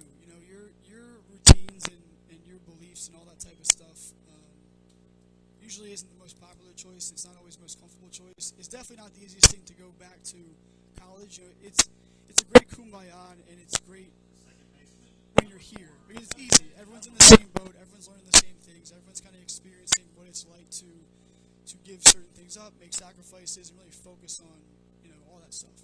When you get back to school and you don't have the same type of foundation around you, it's tough. So to make sure that foundation is kind of built and that you're comfortable in your own skin and that you have your own set of belief that no matter what's going on around you, you're going to kind of stand firm in that foundation. That's the biggest thing. And then obviously once you get there, finding the right people around you, the right friendships, the right relationships, the right people to build your faith with is a great tool, because the less lonely you feel, the easier it gets. So that's kind of the two. It's just making sure that the foundation is strong enough that it's not going to waver with circumstances going on, and that you have the right people to be around you to talk about it when you need to. And I think in both of those, you can really start to grow something special once you leave here, because it's easy when you're here. It's hard when the challenges of the rest of the world come at you. The enemy tries to get you to be vulnerable and tries to get you to give up once they realize they're behind. So they're going to come stronger once you kind of start to figure it out. Yeah, thank you. I think there's a lot of really good stuff to take from that. I mean, regardless of where you're at in your faith journey, a lot of good advice there. I know you said you're a year removed from baseball, a year removed from playing coaching. Do you have any aspirations to coach again in the future? What do you think of coaching? I mean, I liked it, and I think I liked it because I got to play under some great coaches. I mean, I got to play under national champions, and obviously Coach Hudac is a phenomenal coach. He has a great laundry list of accolades. I've had some great high school coaches, some great advisors. So for me, it was about kind of picking out the best things I loved about everything that I learned and kind of making it my own formula. And I think it's relatable to players. I think I love talking to guys, especially this era. It's tough. It's a tough generation to be playing baseball in right now. So I did enjoy it, but I think I'm good taking some time away until the right fit comes. I'm really happy with what I'm doing day in and day out. It's just a matter of now if the right high school or the right travel team or the right organization comes through, and I believe in those people, then I think it's something to pursue. But until then, I'm good on the outside. It's a very volatile world, especially in the college coaching world. All the changes happening in the NCAA, that's not a place I wanted to be anymore. I thought about it for a little bit, but it's just way too volatile of a world right now. So I'm very content with what I'm doing. I'm doing a lot of work with some underserved communities and some nonprofits in the baseball world back in Baltimore, which has scratched the itch for sure, and help serve some people that wouldn't otherwise have it. So that's kind of how I'm scratching my itch in the meantime. Yeah, well, that's awesome to see, Bryce. I think it's really cool that you've gotten an opportunity to not only grow in your faith, but be able to then use what you've learned on the baseball side, on the faith side, everything, and kind of compile it into what you're doing over the last year or so. Do you see yourself hanging around here a little bit more as time goes on, or do you think do you think Baltimore's the spot for good, or do you think you might end up moving somewhere else and seeing what the world's got for you at some point? That's a good question. I mean, I was always of the mindset that I was up to going anywhere. I mean, I looked at a lot of jobs in baseball, and I know that to do that, you got to be open to anywhere. I'm good with where I am in this season of life, but it's one of those things where, you make plans and God laughs, so there's no sense in planning really beyond the day. And whatever comes from that, comes from that. I'm obviously open to and following what the best fit for me and my future and the people I care about, and obviously my eventual family and all that type of stuff I think about very often. So those decisions will come when the time is right. I'm open to all. I love this area, but it's one of those things right now that I think, all things being equal, the world I'm in is not just comfortable, but it's very beneficial. So we'll see what happens. But as soon as you lock something in, something else is bound to come and shake it up. So I don't put too many eggs in any baskets. I kind of keep my eggs to myself until I know. You got it. Well, we're here with Bryce Frederick here, Kingsmen baseball on the Queen City Corndogs. 5-2 the score. Christian Burney just walked with 2 outs to extend the inning. And Bryce, what have you thought? I know you haven't probably had much time to keep up with the team over the course of the summer, but what have you thought of the small little sample size you've seen out there today? It's a good group. There's certain guys I root for because I played with, so I certainly pay a lot of attention to a lot of those guys. And I'm excited to kind of learn the personalities of the other guys because we're going to have a lot of intimate time together down in DR. So it's been good to see. I think this is a group that seems like it gets along really well. I'm sure they're having a great time down here. There's a lot of fun to be had. And it looks like they're a pretty cohesive unit. So I'm sure they're going on a little run here these next couple weeks while they're still in the Carolinas and feeling really good about themselves. But it's a gritty group. It's a group that's going to get the job done, it seems like. And I know Hudac's going to always have them ready. So not worried about that part. Absolutely. Before you go, I wanted to ask you about the Kingsmen Baseball Academy starting up here in the fall. I'm sure you've heard about it. Just thoughts on that opportunity for some young high school players. Excited. I mean, it's a great opportunity to get day-to-day growth in their lives, whether spiritually or athletically. You know, I can't say it's something that I would have ever thought of doing. I obviously didn't have the option, but it's innovative, and I think it takes the trend of academy and gap year experiences to a new level with that kind of faith side of it. And it's amazing to me what Coach Hudac really puts together and what he puts his mind to, because he is up there in age and his energy levels are amazing and his motivation is amazing. So I know it's been a tough process getting started, holding back, getting started, getting guys, all that type of stuff. And I've been involved in hearing all the things he's going through, and I'm really happy for him that it's going to work out and that it's going to get going. And I hope they get the right mix of guys in there that it kind of launches. That's kind of what you need to get started is that right mix of guys. So I'm excited to see what happens. I'm certainly rooting for him, and I think it'll be a great opportunity for anybody who chooses to invest in themselves that way. So it'll be cool, and obviously I hope it expands into Charleston and so on and so forth. So it'll be great.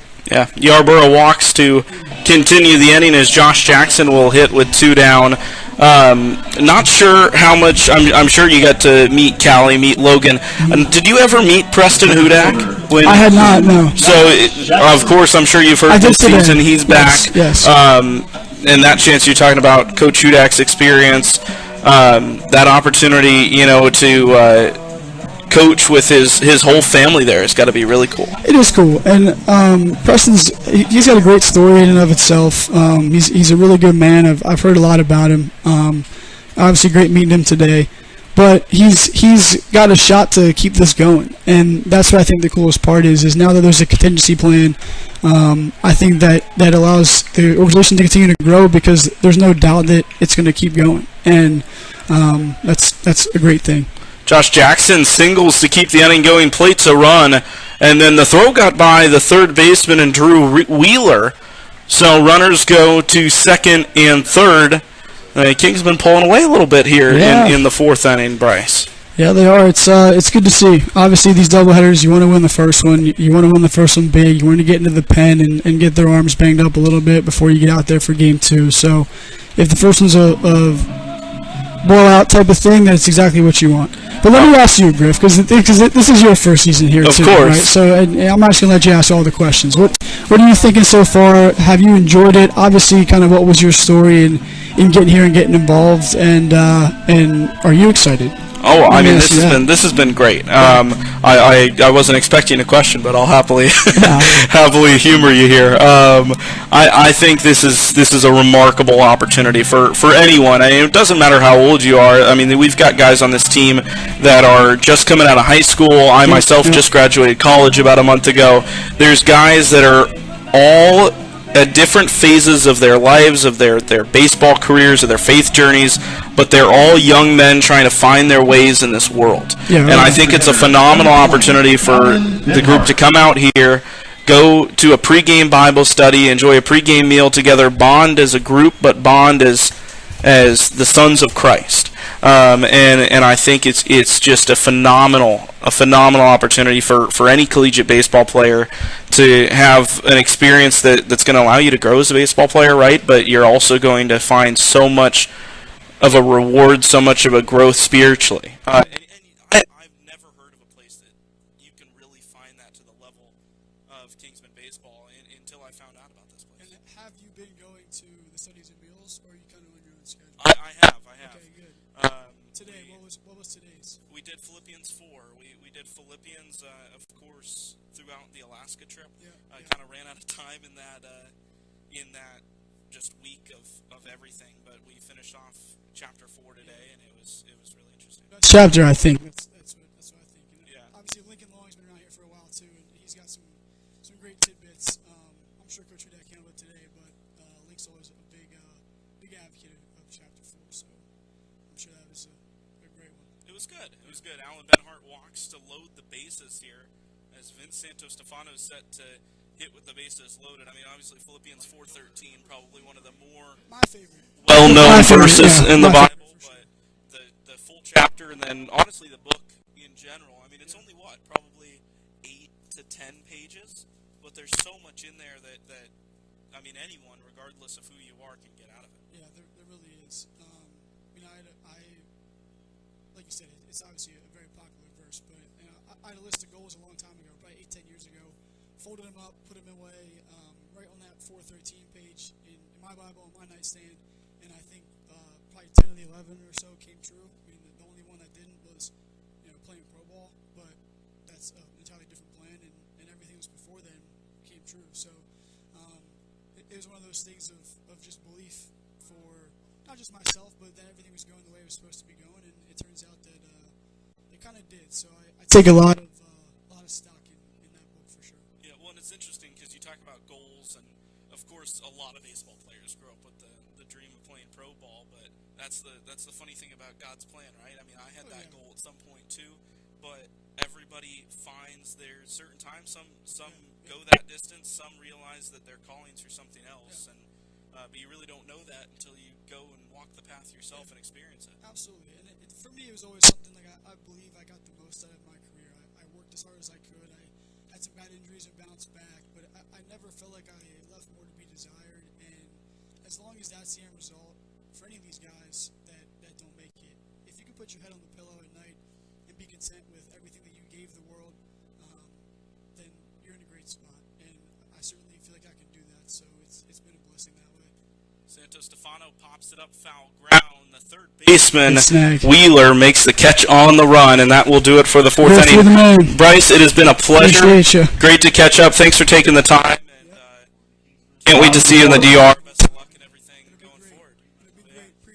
All right, well, we're going to take a break here on the Kingsmen Baseball Network. That was Bryce Frederick, and we'll be back here with Stephen Stone in the fifth inning. It's Kingsmen 6, Queen City Corndogs 2, right here on the Kingsmen Baseball Network. Ever wonder where the capital A in Chick-fil-A came from? It started with grade A, top quality chicken. But we believed everything, not just the food, should be grade A. A is for all the little things we do to bring you our best every day. To me, the A in Chick-fil-A is a smile. I want to give the guests a little encouragement, maybe just a little joke that makes them drive through. Visit Chick-fil-A on Cherry Road in Rock Hill today. Proud supporter of Kingsmen Baseball. This is Scott Davis with Northside Baptist Church, and I'd like to share why we're honored to support Kingsmen Baseball, especially in light of a culture that produces young men capable of unthinkable violence and incredible apathy. It's so encouraging to help an organization that teaches young men character through the great game of baseball. Add to that our shared convictions that the surest way to success and significance is through a living relationship with Jesus Christ, and you've got a winning combination on the baseball diamond, the boardroom, or wherever God calls these young men.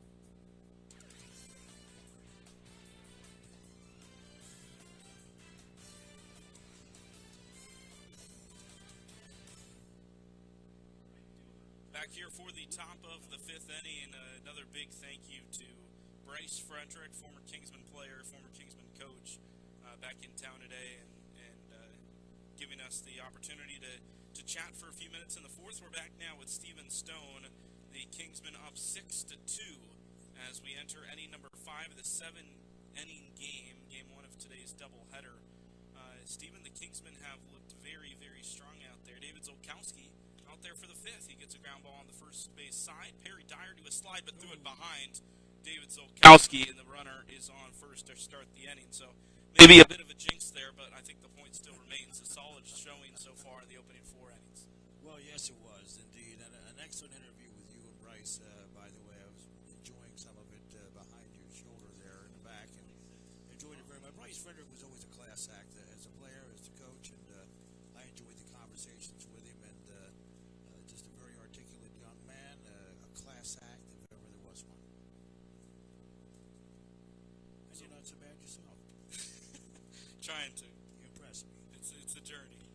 Line drive, center field on the first pitch off the bat from Charlie Davis, and it's in the gap. Chasing is Jackson. He gets it off the wall, throws it into Yarborough, runner to the plate. Throw comes home from Brady. It's high, and that's the difference there, is diving in head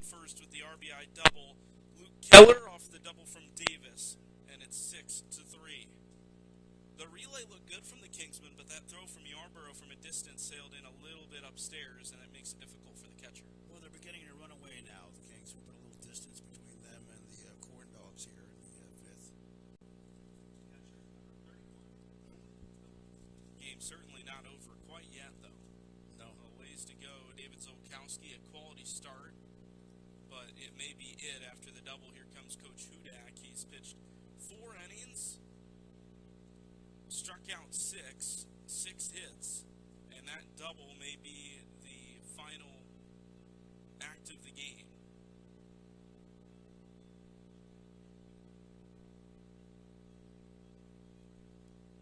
Well, he'll take his time, give his bullpen a little bit extra time to work. As it stands, the Kingsmen lead by 3 runs, 6-3 here at York Comprehensive High School. Coach Joe Hudac having a chat with David Zolkowski in the infield. There has been bullpen action. Not sure who that player is, but Zolkowski is going to remain out on the mound. There was a glance toward the base umpire that made it seem like Hudac was going to make the point, did not do so, and David will face another batter here in inning number 5.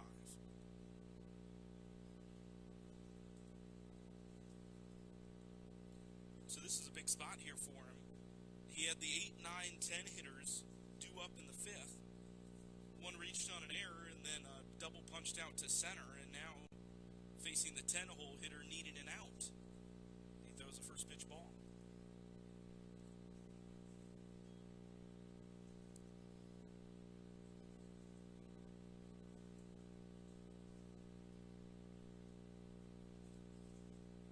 Pitch from Zolkowski at the knees, a called strike. That was pitch number 61 from the right-hander for the Kingsmen. Somewhat efficient through 4 innings. Only 53 pitches through 4. Looks at second, the 1-1 pitch coming. He kicks the leg and comes home. Missed it downstairs low, and it's 2-1. Kingsmen looking for win number 7 here in the summer 2025 season. Well, the one thing that Coach Hudac is always aware of is the pitch count. 2-1 is off the plate, and it's 3 balls and a strike.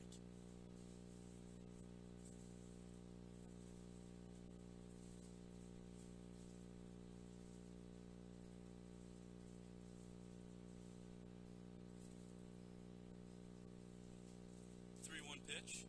Zolkowski fires it in there, and the count is full to Owen Miller with the top of the order set to come up next. Evan McIntyre, Mike Kraft, and Neil Griffin, the next 3 to hit for the Corndogs, chasing a 3-run Kingsman lead.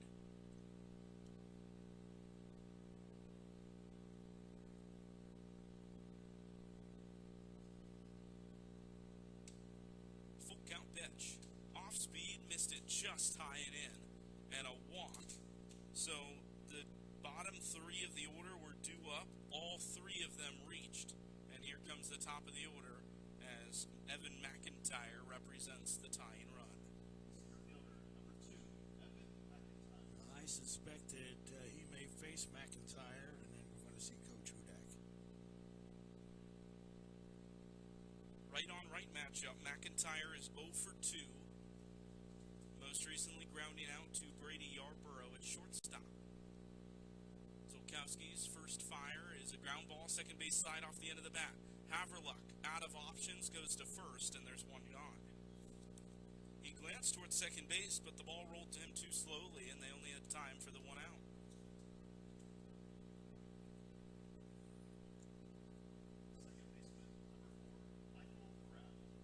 Dangerous bat here for the Corndogs with 1 away. Mike Kraft, who has 2 hits, both of them singles, and 2 runners in scoring position to face him. This is a make-it-break-it batter here for David Zolkowski. Kicks the leg, comes home with the first pitch. It was in the dirt, scooped by Salisbury, 1-0. How much confidence does Mike Kraft have to be feeling right now as the hitter? 2 for 2, and he's got a couple in prime position to score. Yeah, he's got to be feeling good with only 1 out. 1-0 delivery. It's a ground ball, third base side. Bernie chases, but it's foul. 1-1.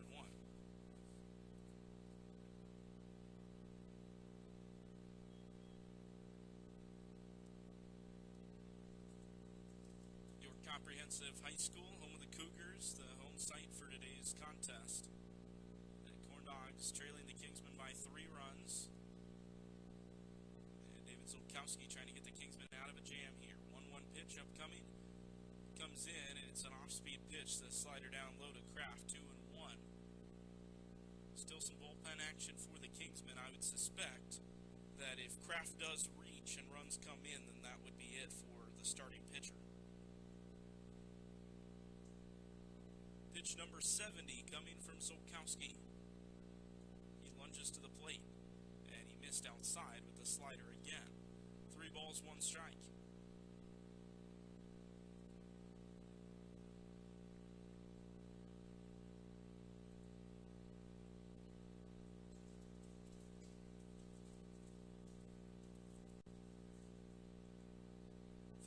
Coming up with first base open.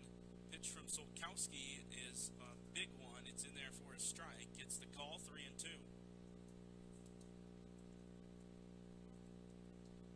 On deck is Neil Griffin, who is 0 for 2, a strikeout and a fielder's choice. This is the big one right here. 3-2 pitch, a payoff from Zolkowski. Could be the final one he throws. It's a ground ball to first base.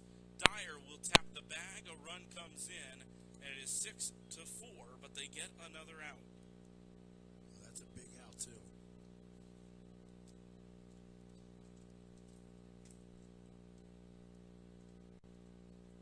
2 gone in inning number 5.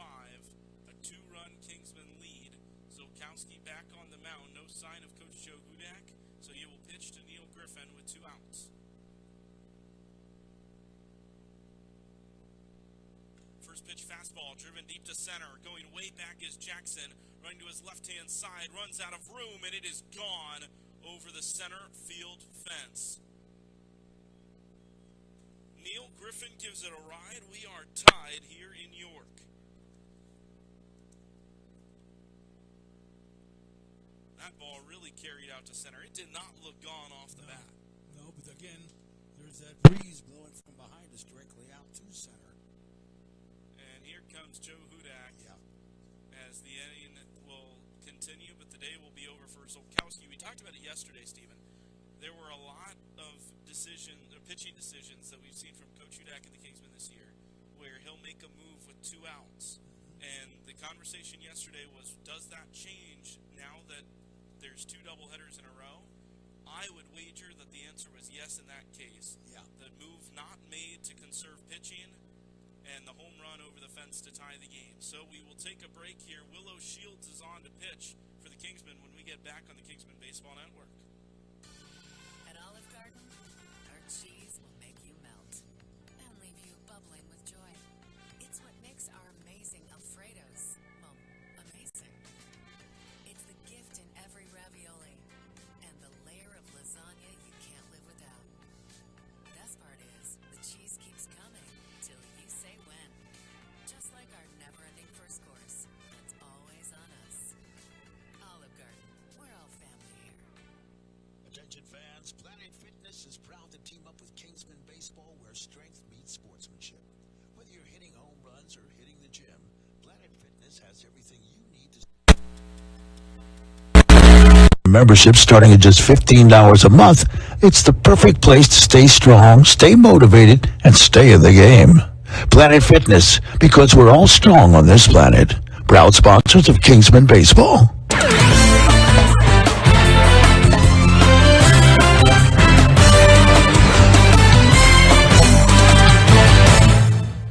O'Shields.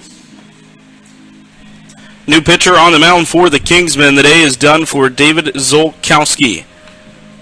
And Willow Shields will pitch with 2 outs. The base is now clear after the 2-run home run. Both those runs were unearned due to the error on Perry Dyer at first base. So, final line for Zolkowski, 4 2/3, 7 hits, 6 runs, but only 2 of them earned runs assessed to the pitcher. 6 strikeouts, 2 walks.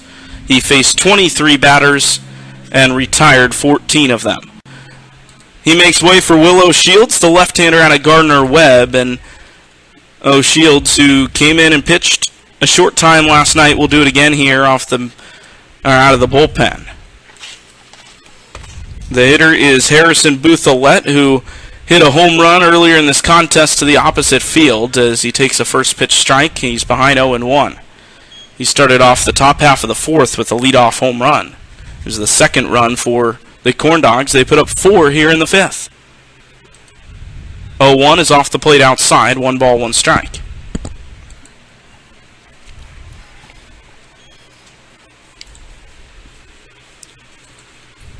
One pitch, a slider chasing away from the hitter, tipped into the glove of Salisbury. A really good off-speed pitch. The middle of this Corndog order has been lethal today. They can still get out of the inning with the game tied. 1-2. It's poked left field side, but foul. We'll play on in the top half of the 5th. When the Kingsmen come up to hit in the bottom half, it'll be Perry Dyer, Ethan Bonacore, and Mason Salisbury. 5, 6, 7 due up for the home team.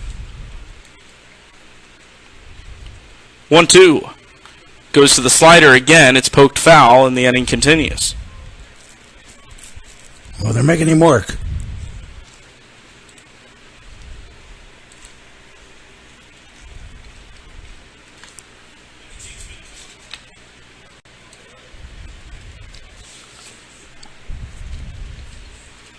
Couple new baseballs for our home plate umpire, as this one will get back underway. Will O'Shields with a 1-2 count to Harrison Boothallette. He fires the 1-2 outside, and the count even at 2s.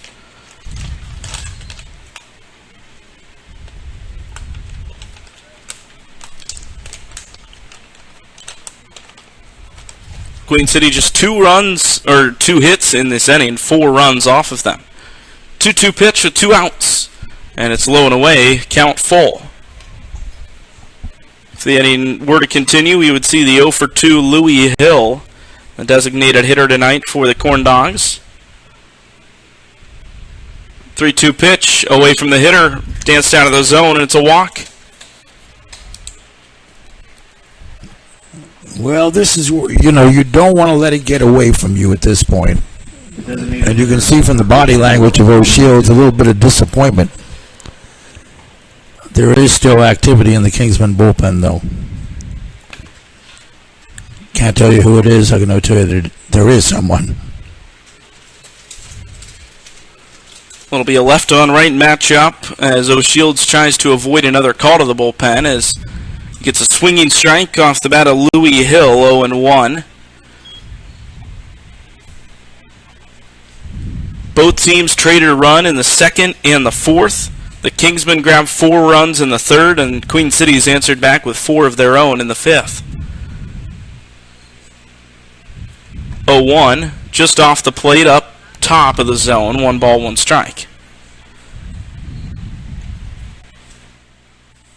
Only 1 error in the contest for the Kingsmen, but it was a costly one. Allowing this inning to continue. 2 outs still here in the top of the 5th. 1-1, a hard fly ball down the left field line, but hooking toward the parking lot. And actually got over the fence that separates the ticket booth from the ballpark. Although I do believe it struck a tree before it could get toward any vehicles out there. Well, it's got to go quite a way to get to a vehicle out there. you got to get through the walkway, across the street, through some trees, and then you're in the parking lot. You're right. 1-2 low and in. The concrete bounces a decent amount, though. Oh yeah, no, you can get some good action off a concrete bounce. Whenever I park near a baseball field, I always park close to or behind a truck. I figure it'll hit that before it hits me. That's right. It's good strategy, as I learned one night in Mooresville a couple seasons ago. What happened? Parked behind the right field wall. Thought I was safe. And then watched one of the spinners launch one out to right field, and I thought, gee, that looks awfully close to where I'm parked. And sure enough, when the game was over and I got to the truck, had a nice little spiderweb windshield. 2-2 ripped right to Bernie, and he makes the catch to end the inning. Well, I hope you got it replaced. I did. Safe Flight, they repair, and I got good insurance with State Farm. There's a little cheap plug for you, Ann. And, so it was good. But then the beauty to this is the guy that hit the ball was kind enough to sign it for me. Really? Saying, sorry about your windshield. And I thought, hey, kid, you hit the ball 400 feet, I wouldn't apologize for that. There you go. Souvenirs for everyone. We'll head to the bottom of the fifth. 6-6 the ball game here. The Queen City Corndogs and the Kingsmen right here on the Kingsmen Baseball Network. Let's kick back for the moment. Toss all your worries in the air, 'cause you'll forget them when you're there. Let's go out back tonight. Let go of the day. Go out back tonight. Where the steak is thick and juicy. The shrimp is grilled and sweet. The chicken, tender. Your only worry is which to choose. Let's go out back tonight. Tonight, let go. Life will still be there tomorrow. Go out back. There's always time in the morning, always time at night. Always time for simple pleasure, sunshine and moonlight. Always time for refreshment when you're on the run. And when it's time for fun, there's always Coca-Cola. Yeah. Coca-Cola. Always Coca-Cola. Distributed by Rock Hill Coca-Cola.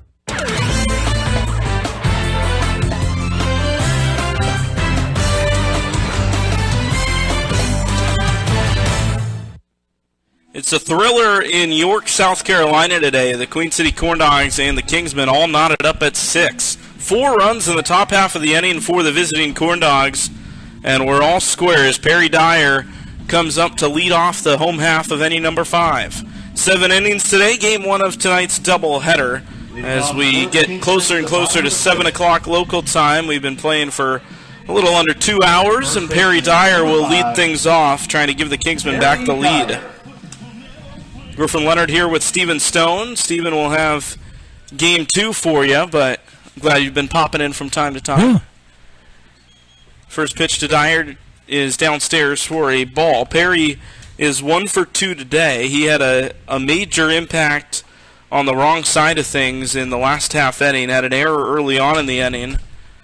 Ended up making the inning continue with the lack of that third out as the inning had continued. They got 2 ground outs, but the Corndogs hung around and ended up hitting a big home run to tie the game, courtesy of Neil Griffin. 1-1 after a foul ball from Dyer. It's Dyer, Bonacore, and Salisbury.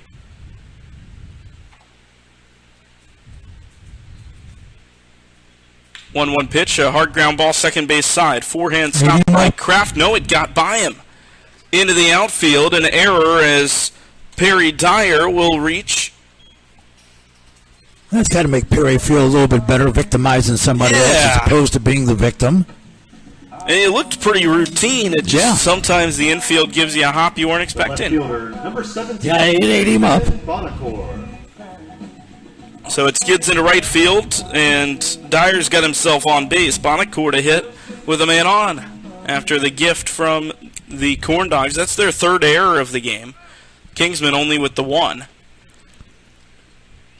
Left-hander on the mound. Pitch comes home, and it's on the outside corner for a called strike. Now, a personal question. I know she's listening. Have you said hello to Mom? Not today. You need to do that. Yeah, well, hello, Mom. I love you. You need to do that. You know, it was Father's Day on Sunday, so I wasn't sure if my dad would get the whole week as a byproduct.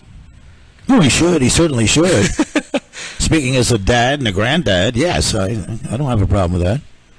I vote yes. Yeah. Well, I love you both. As that pitch is down low. Bonacore, the right-handed hitter, waiting on the pitch. Y'all have done a good job. He's a good lad. That ball's hit into right center field. That's going to get over the head of the right fielder, Keller. Around second, heading to third is Dyer. The ball's collected off the wall. Stop sign goes up from Hudac, and it'll be runners on second and third with nobody out in the inning. This is better safe than sorry. Good move by Coach Hudac.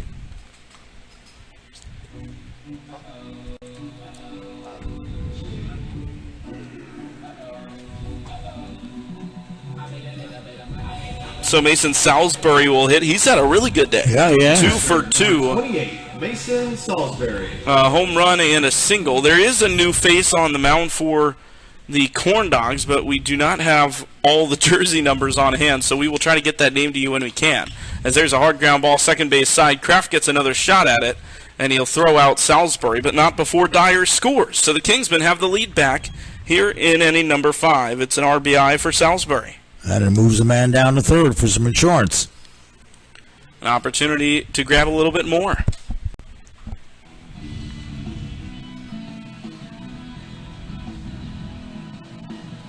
The designated hitter, number 9, Jack Davis. So Scotty Davis will hit here, the designated hitter. Batting right-handed with a man on third base. They will bring the infield in, down a run, the Corndogs. Davis with the open stance, swings at the first pitch and lasers it back to the chains, and it's 0-1. Your attention, please. Now on the mound for Queen City, number 29, Nolan Cook. Official announcement just made. Nolan Cook, the new man on the mound for the Corndogs, throwing left-handed. He relieves Parker Johnson, who came in and threw an inning and a third out of the pen. 0-1 pitch off the plate, and the count even at 1.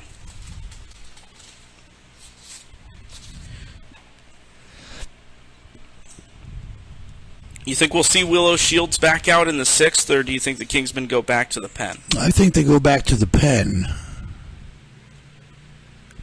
That pitch slipped out of the hand of Cook. It's well outside. 2 balls, 1 strike. Now, that being said, it also could depend on how much we can tack on here this inning. That's a good point. We can put a 2 or 3 spot up there. There's a chance that you will see Will. I'd expect to see Zane Davis at some point, whether it be this game or the next, as Davis swings through that pitch on the top part of the zone to make it 2-2.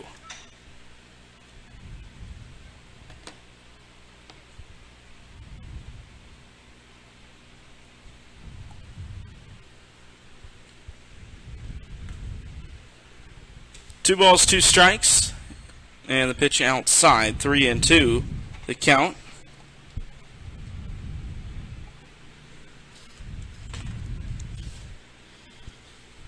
Runner on third base, and Ethan Bonacore with Evan Haverlock on deck. 3-2. Davis hits it foul, hooking past the light poles that have not quite been put into use yet tonight, but I would expect they'll get some use within the hour. Yeah. And, of course, you got summer solstice tomorrow. Came up pretty fast, didn't it? It did. 3-2. Curveball hit to the second baseman. Infield is in, but it's off the glove of the second baseman, Kraft again. That one may have broke the bat of Davis. I think he'll care a little bit less with that run coming in. That's the second error of the inning for the second baseman, Kraft. Yeah, Kraft is having the inning from you-know-where. He's just wanting this to be over. Kicking the dirt out there, hands on the hips.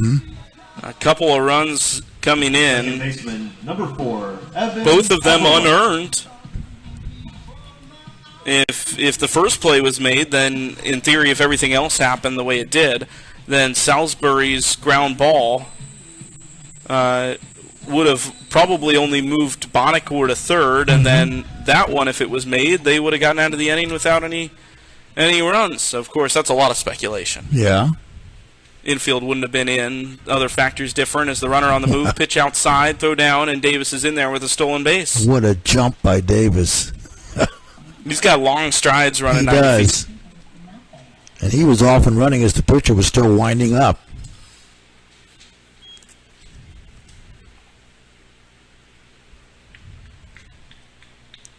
That's just good fundamental baseball.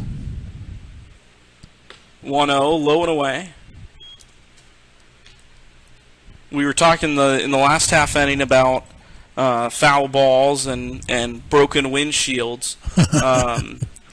And, of course, there's a lot of fun to be had with that. 2-0 pitch comes in, and it's on the inside corner for a called strike. My dad, who is tuning into the game, who I guess heard our last message, he texted me a picture of a car from a few years ago when I was playing ball. I had a teammate. His name is Travis. He was a catcher. and he hits a foul ball, and I guess not exactly. I mean, it was a while ago now, so I don't remember the exact situation. But my dad was within photo's view of a nice little photo. I'll show you That's here. about what it looked like. Yeah. Unfortunate for the owner of that vehicle. Yeah. And there you go. It's a truck too, pickup truck. That's right. Yeah. Always parked behind a truck. Oh, I don't park behind walls anymore. No. Give it some distance. 2-2 pitch. Runner on the move. It's low. Throw down to third to get Davis. It is in time. He got a good jump there too, but the throw was picture perfect, and there's 2 away.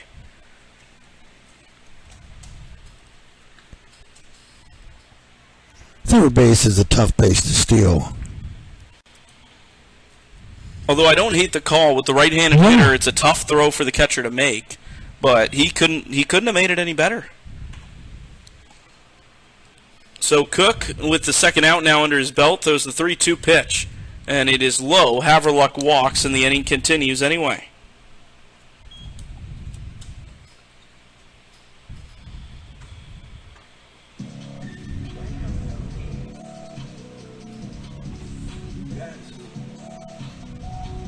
The third baseman, number 25, Christian Burney.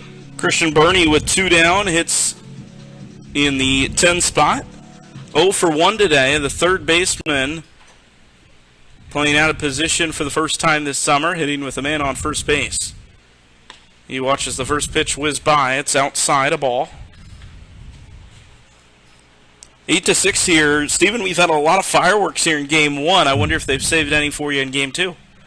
Well, I'll tell you, this one was going along rather swimmingly there as far as time, and he'll come back on the foul ball as the runner was off. So, I mean, you got to play him. But, yeah, I would imagine both teams brought plenty of fireworks. We had a very, very good game the first time these two teams squared off in the season opener out in Charlotte. This game is not disappointed. They'll play another about 40 minutes after the conclusion of the first one, as that pitch outside, 2-1 rather, to Christian Burney. If the inning were to continue, we would see the top of the order for the 4th time.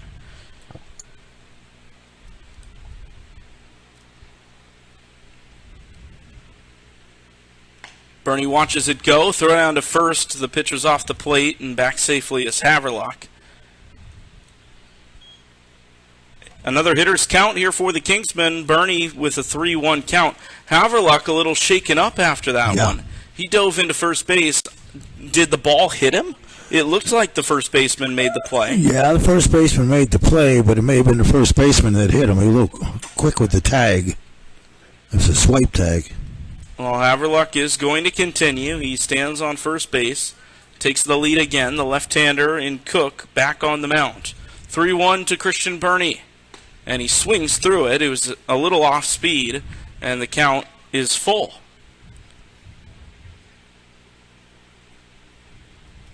Haverluck will be on the move.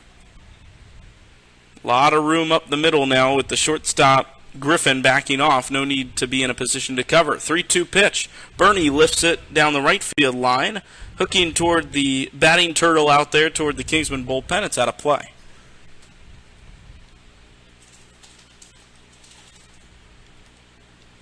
He sort of had a chip shot that, a little golf move there. That might have been ball 4. We'll see what he does with this one. Another payoff pitch coming. Pitch comes in. Burney sends it to deep left field. Hooking toward the corner. It's foul, but oh boy. He just graduated high school. Yeah. He's playing on a high school field. Why not? He's got some pop in that bat. Heading to the Kingsman Baseball Academy starting in the fall. Going to take a gap year of sorts before pursuing a college baseball experience. He hit up that one a long way. Here's another 3-2 with Haverluck on the move. Takes it high, ball 4. One heck of an at-bat for Burney. He walks for the second time today, and we'll see Yarborough with 2 out and 2 on. Well, the Carolinas are tickled because Coastal will play for the College World Series beginning Saturday night And a best of 3. Top of the order for the Kingsmen, the shortstop, number 1. Their first time since 2019 when they won. A lot of people excited about that in this area. One of those, Dalton Bisbano, Coastal Carolina commit. He'll be heading there in the fall. He was saying he's not going to text his coach with any updates of how summer ball is going until after that series is over. Yeah. Let him tend to business. It's probably smart. But the Chanticleers, is it? That's right. They're just 2 wins away from a national championship.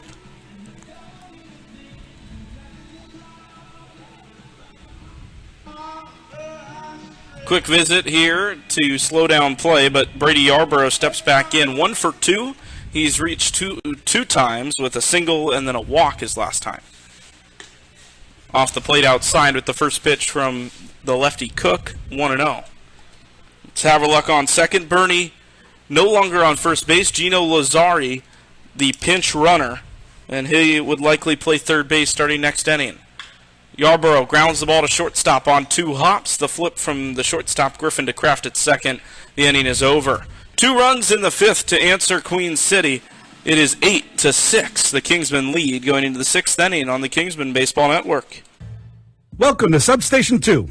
Why did you slap me? For being fresh. I wasn't being fresh. No, your sandwich is so fresh. Well, we do slice everything fresh to order. Now what can I have for dessert? Oh, now look who's being fresh.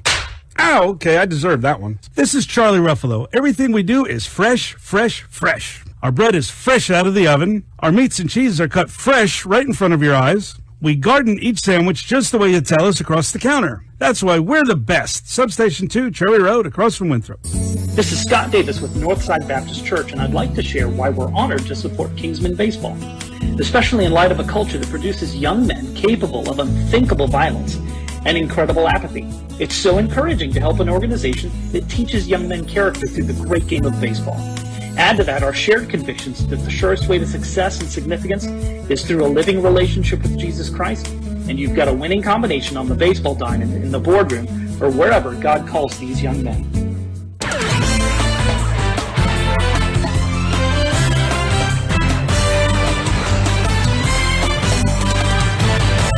Sixth inning of baseball here at York Comprehensive High School. Willow Shields is back out there nursing a 2-run lead for the Kingsmen. Top 6 here as Gino Lazzari indeed does take the third base position after he came in and pinch ran for Christian Burney. So the new infield for the Kingsmen is Lazzari, Yarborough, Haverluck, and Perry Dyer. 2 innings for the Kingsmen to close this one out. How do they do that here with Queen City showing in the last inning that they're more than capable of putting on a big inning? Well, you have a little extra determination from Mr. O'Shields for openers. Drew Wheeler.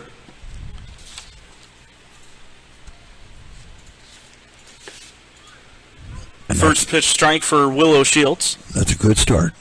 Absolutely.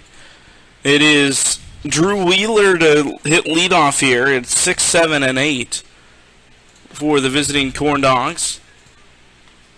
Pitch outside.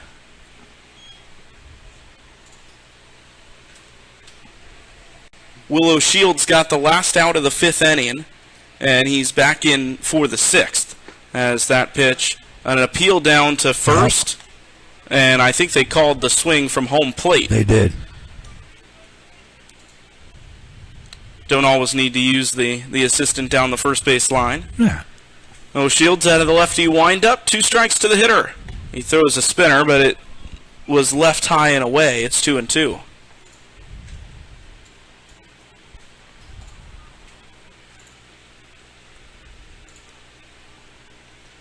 Two to the opener here in the 6th, and that one just misses the zone. It's 3-2. Yeah, he came back and ran him inside, hoping he'd bite. He didn't.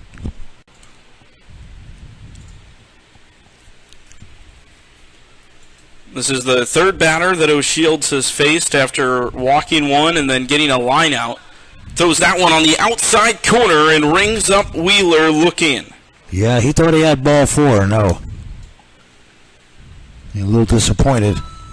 It was right near that edge. There's certainly a case for it from the hitter. Sure. But a good pitch, a two-seamer running away from the hitter from O'Shields, and he hits his spot for the first out of the inning.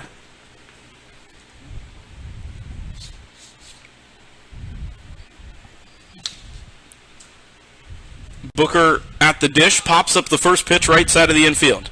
Perry Dyer calling off all other soldiers and makes the catch for out number 2.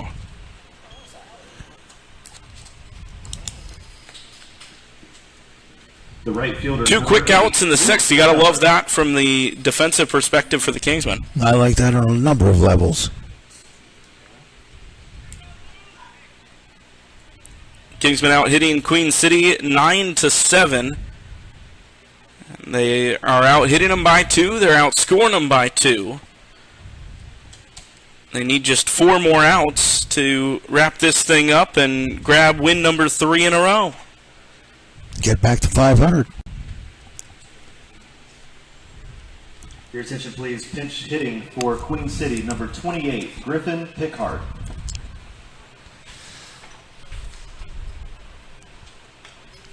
First pitch foul ball from a pinch hitter for the Corndogs. It's Griffin Pickhart. He comes in the 8th spot to relieve Luke Keller, who is playing right field. We'll see where Pickhart slots in defensively next half inning. Grounds the ball, second base side on the 0-1. Haverluck all day throws sidearm onto first. It's a 1-2-3 inning for the Kingsmen. They'll head to the bottom of the 6th with a 2-run lead here on the Kingsmen Baseball Network. Ever wonder where the capital A in Chick-fil-A came from? It started with grade A, top quality chicken. But we believed everything, not just the food, should be grade A. A is for all the little things we do to bring you our best every day. To me, the A in Chick-fil-A is a smile. I want to give the guests a little encouragement, maybe just a little joke that makes them laugh when they come through the drive-thru. Visit Chick-fil-A on Cherry Road in Rock Hill today. Proud supporter of Kingsmen Baseball. At Olive Garden, our cheese will make you melt and leave you bubbling with joy. It's what makes our amazing Alfredos, well, amazing. It's the gift in every ravioli and the layer of lasagna you can't live without. Best part is, the cheese keeps coming till you say when. Just like our never-ending first course, that's always on us. Olive Garden, we're all family here.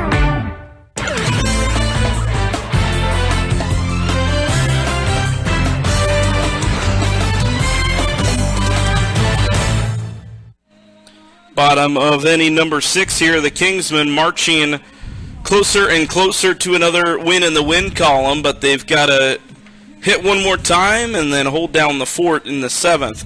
They'll face not Will O'Shields, who just finished off the inning for the Kingsmen, but Will O'Rourke, right-hander, and he will face the upcoming Kingsmen lineup of Josh Jackson, Alan Benhart, and Vince Santo Stefano.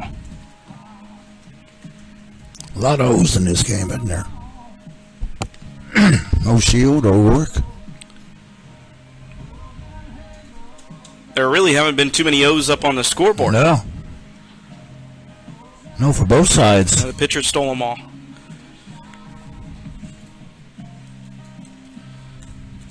Well, it will be Josh Jackson to start the bottom half of the 6th after we saw Brady Yarborough ground into a fielder's choice to wrap up the 5th. So 2-3-4. Kingsmen up 2 runs after they lost the lead in the top of the 5th, but gained it back with 2 in the bottom. And a long warm-up for the new arm.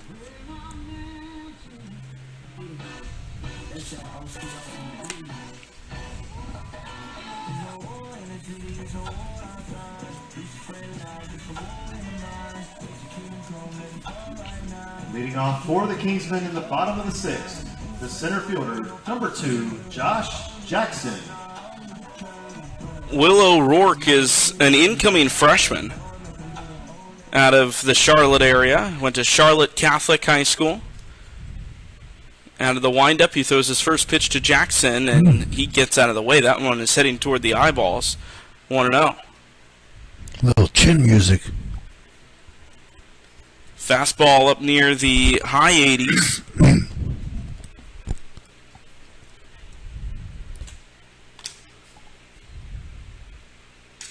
Jackson gets sawed off on the 1-0. It rolls to a stop. The pitcher flicks it to first, and there's one down in the bottom half.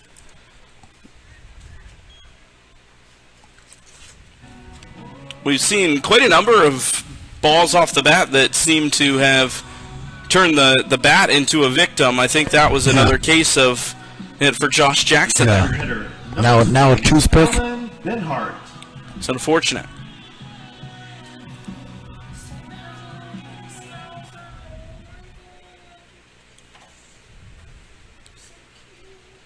The righty O'Rourke pitching to Alan Benhart, who takes high ball 1. For the Charlotte Catholic Cougars in the spring, O'Rourke was excellent. 4-0 record, 13 appearances. He carried an ERA of just over 2. It was a 2.03 for the right-hander. Benhart watches the 1-0 skid by low and inside. It's 2-0. In fact, opponents only hit about 118 off of the senior. It's tough to put together innings like that. 2-0 pitch to Benhart, and it's just off the inside edge to make it 3-0.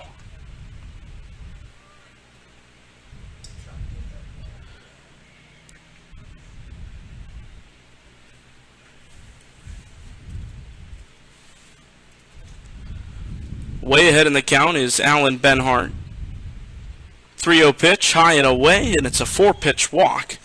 Second walk in a row for Alan Benhart. It'll bring up Vince Santos-Stefano, who's looking to wrap up his game at the plate in a solid way. It's been a struggle for him.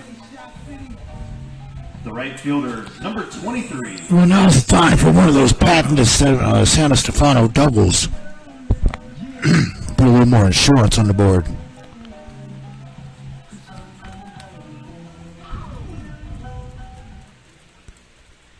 So Santos-Stefano, a man on first and 1 out. He takes the first pitch at the letters, a called strike, and it is 0-1.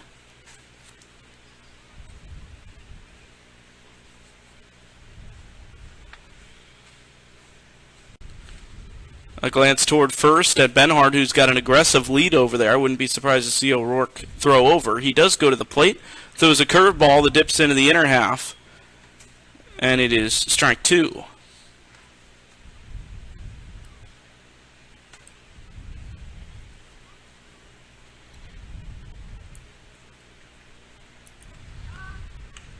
Snap throw over to first this time, back safely. You called that. Maybe one pitch too early, though.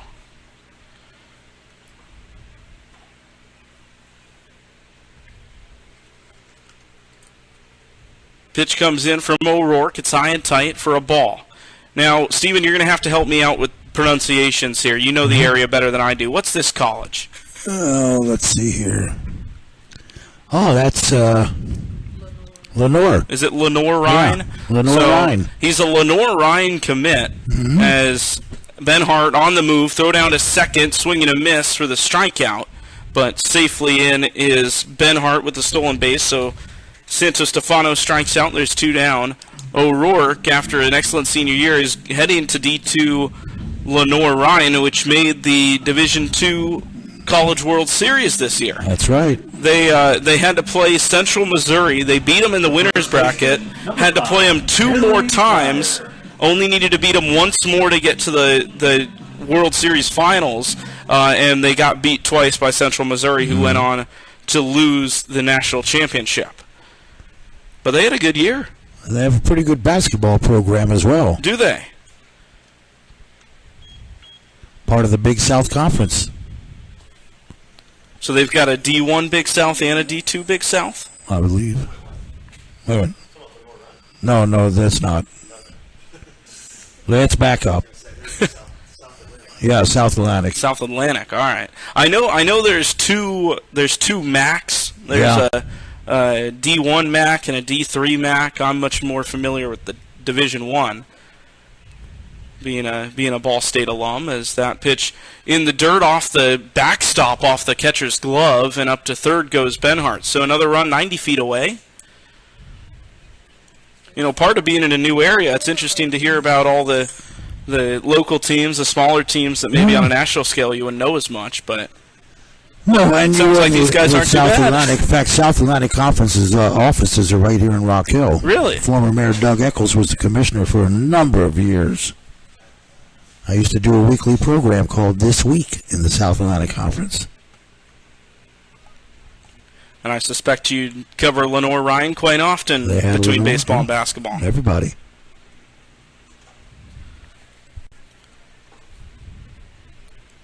Count stands at 2-1 to the hitter in Perry Dyer. He watches it go. It's on the inside corner. Didn't like the call, and that's the second strike to Perry. 8-6 your ball game here in the bottom of inning number 6. Kingsmen will try to defend what is currently a 2-run lead, though they have Alan Benhart on third base. Looking to score an insurance run. 2-2 to Dyer. It's well high. The count is full. And, of course, you're now right in the middle of Football City, USA. I've heard about that. A ton of NFL players from the area. 9 of them every Sunday. That's remarkable. 3-2. And a pop fly foul. Guess it's something in the water. Well, that's what we think it is something in the water, yeah. Might have to try it. Why not?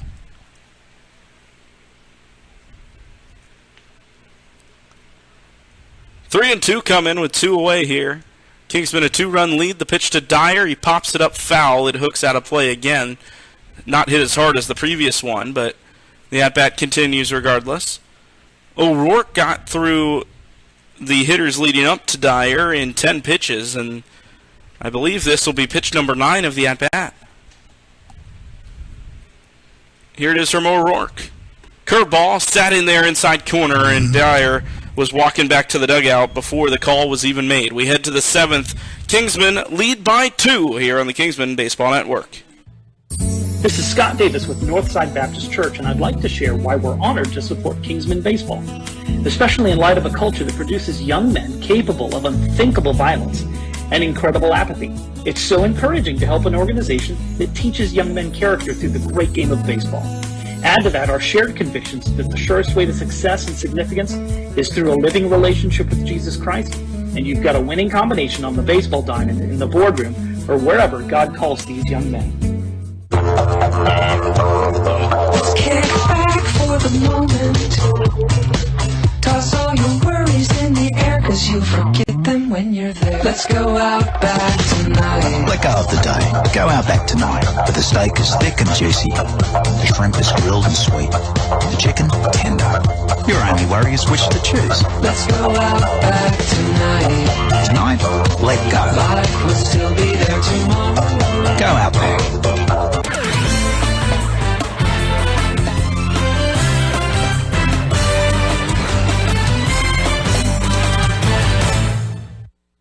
Kingsman Baseball is 3 outs away from its 3rd consecutive victory. Willow Shields back out there to try to finish off this contest. He's pitched an inning and a third, 22 pitches so far. The Corndogs are hitless against him. Well, you danced with the date that brought you. So the Kingsmen will try to get through a game with only 2 pitchers used for the first time this series. They used 3 in the first game of the doubleheader against, I'm forgetting who it was. Catawba Valley Stars. Catawba Valley Stars, the most frequent opponent for the Kingsmen this season. That's right. Who we've not seen the last of. We'll close out the season with them. There you go. And that's a doubleheader as well, if I remember correctly. That is correct. July 7th, I believe it is. 7th or 8th. Well, anyway, Charlie Davis will lead off. He gets a fastball, or a slider rather, that he swung through and missed. 0-1. He has a double today in the 9-hole. And O'Shields ahead in the count, throws the 0-1. This time goes to the fastball. He gets a swing and a miss again, and it's 0-2. Infield of Lazari, who came in for Bernie, then Yarborough, Haverluck, and Perry Dyer. 3 outs away from a 500 record. And their 5th win in 6 tries here in the Carolinas. 0-2. 3-pitch strikeout. Down goes Davis. Swinging at the off-speed. 1 gone.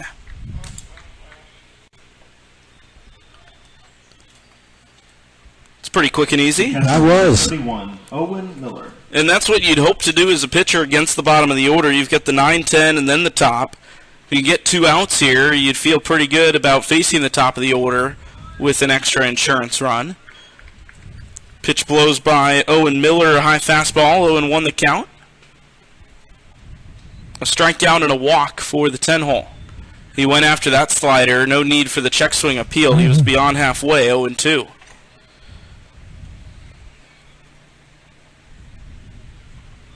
Shields quickly to work. 5 pitches, 5 strikes here in the inning. Here's the 0-2 pitch, and it's downstairs.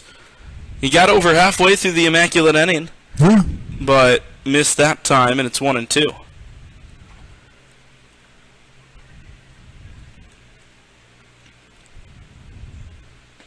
One-two pitch just off the plate. Salisbury popped up, but no chance to throw around the horn quite yet. After Miller, it'll be Evan McIntyre, who is 0 for 3 before a very, very dangerous 2-3-4 for the Corndogs. Another 2-strike pitch. Curveball got him. Second strikeout in as many hitters here in the 7th. And the Corndogs are down to their final out. Top of the order for the Corndogs, the center fielder, number 2, Evan McIntyre. That is the 3rd strikeout for Willow Shields in 2 innings pitched.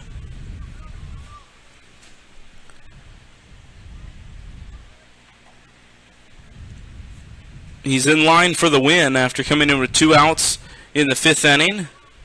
Throws a first pitch ball to Evan McIntyre, who has a couple of ground outs and struck out to begin the game. 1-0. Downstairs, 2 balls, no strikes. Come on, Will. You'd love to finish it off here. Mike Kraft has 2 hits. Neil Griffin and Harrison Buthelette both have a home run. The pitch from O'Shields is outside, 3-0.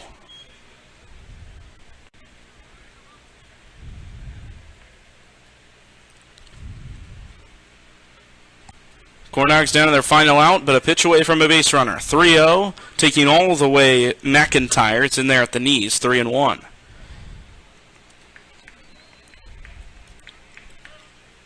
Three-one pitch from O'Shields, and it's downstairs. The tie-in run will come up to the plate. And this is what you did not want. As you just mentioned, you got a couple of guys with a home run apiece. Michael Kraft.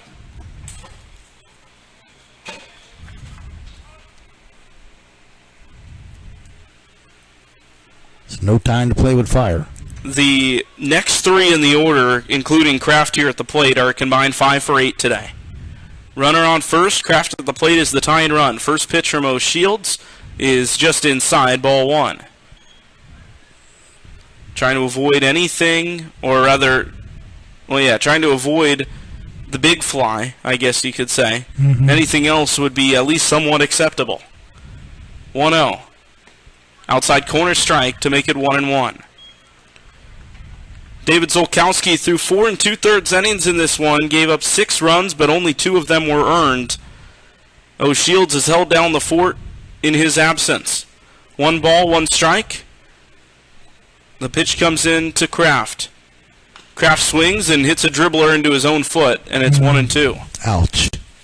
He's going to have to walk that one off.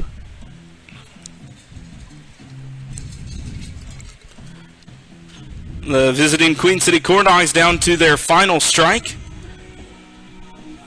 The tying run at the plate in Mike Kraft. A big pitch coming up for Will O'Shields. He hasn't been afraid to go after him. He had a 3-pitch strikeout to begin the inning. Struck out the following hitter as well. No balls put in play yet in this 7th inning. We'll see if that changes here with Kraft. A ball and 2 strikes. O'Shields slides to the plate, misses outside with the fastball. If the game does continue, we would see Neil Griffin, who hit a home run over the center field wall his last time to the plate. Yeah, let's not. 2-2 from Will. And it's outside again. Salisbury throws down to first. Not in time. The count is full, so the runner will be on the move. He had him 1-2, 2 balls off the plate considerably, make it a full count.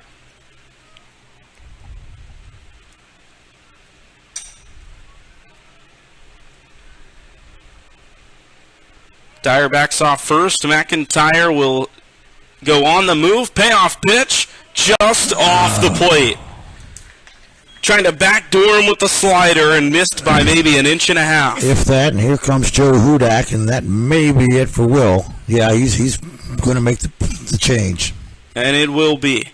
Willow Shields given a chance to close out the game. Back-to-back walks. And Neil Griffin will face a new arm. Before he pops into play, are we making any predictions? Well, here he is. It's Zane Davis. All right, Zane Davis. There we go. That would have been my guess, but I guess I can't prove that now. Zane Davis will be entrusted to grab the final out of this game. Tying run on first. Go ahead at the plate when we return on the Kingsmen Baseball Network.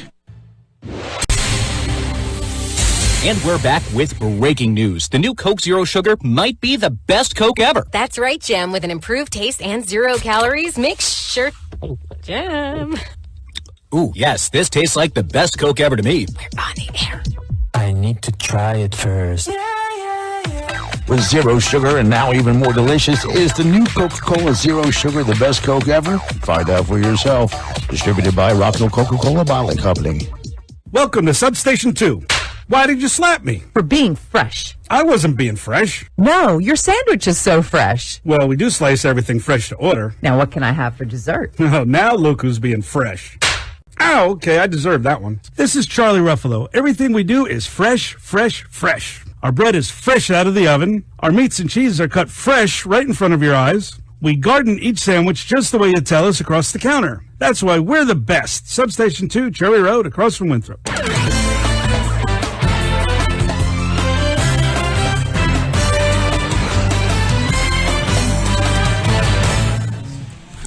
Well, Zane Davis in to get the elusive third out. And once again, Griffin Leonard. Thank you very much, Stephen. We'll try to finish this one off here in the next couple of minutes, shall we? The Kingsmen up 2 runs over the Queen City Corndogs.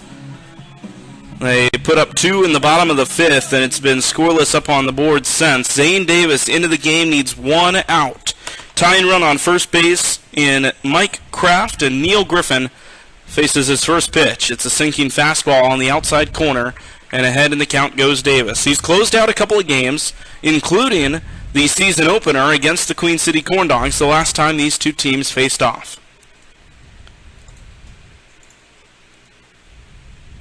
0-1.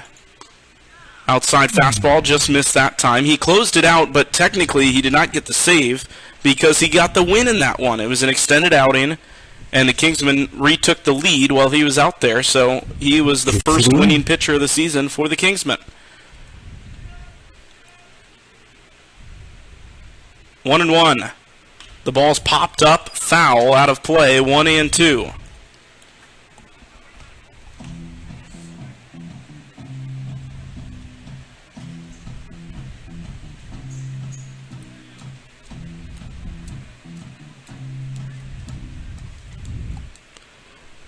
Runners on second and first, and McIntyre and Kraft respectively.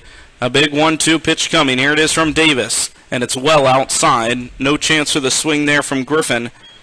Neil Griffin is 1 for 3 today. A home run, a fielder's choice, and a strikeout. Zane Davis and the Kingsmen would take 2 of those 3 results right here. 2-2 with 2 away. Pitch from the right-hander, and it's outside again. Davis spinning around in a circle after missing the zone at that one. The count's full, which means the runners will again be on the move. Outfielders got to mind the gaps. Full count offering coming up from Zane Davis. A big payoff.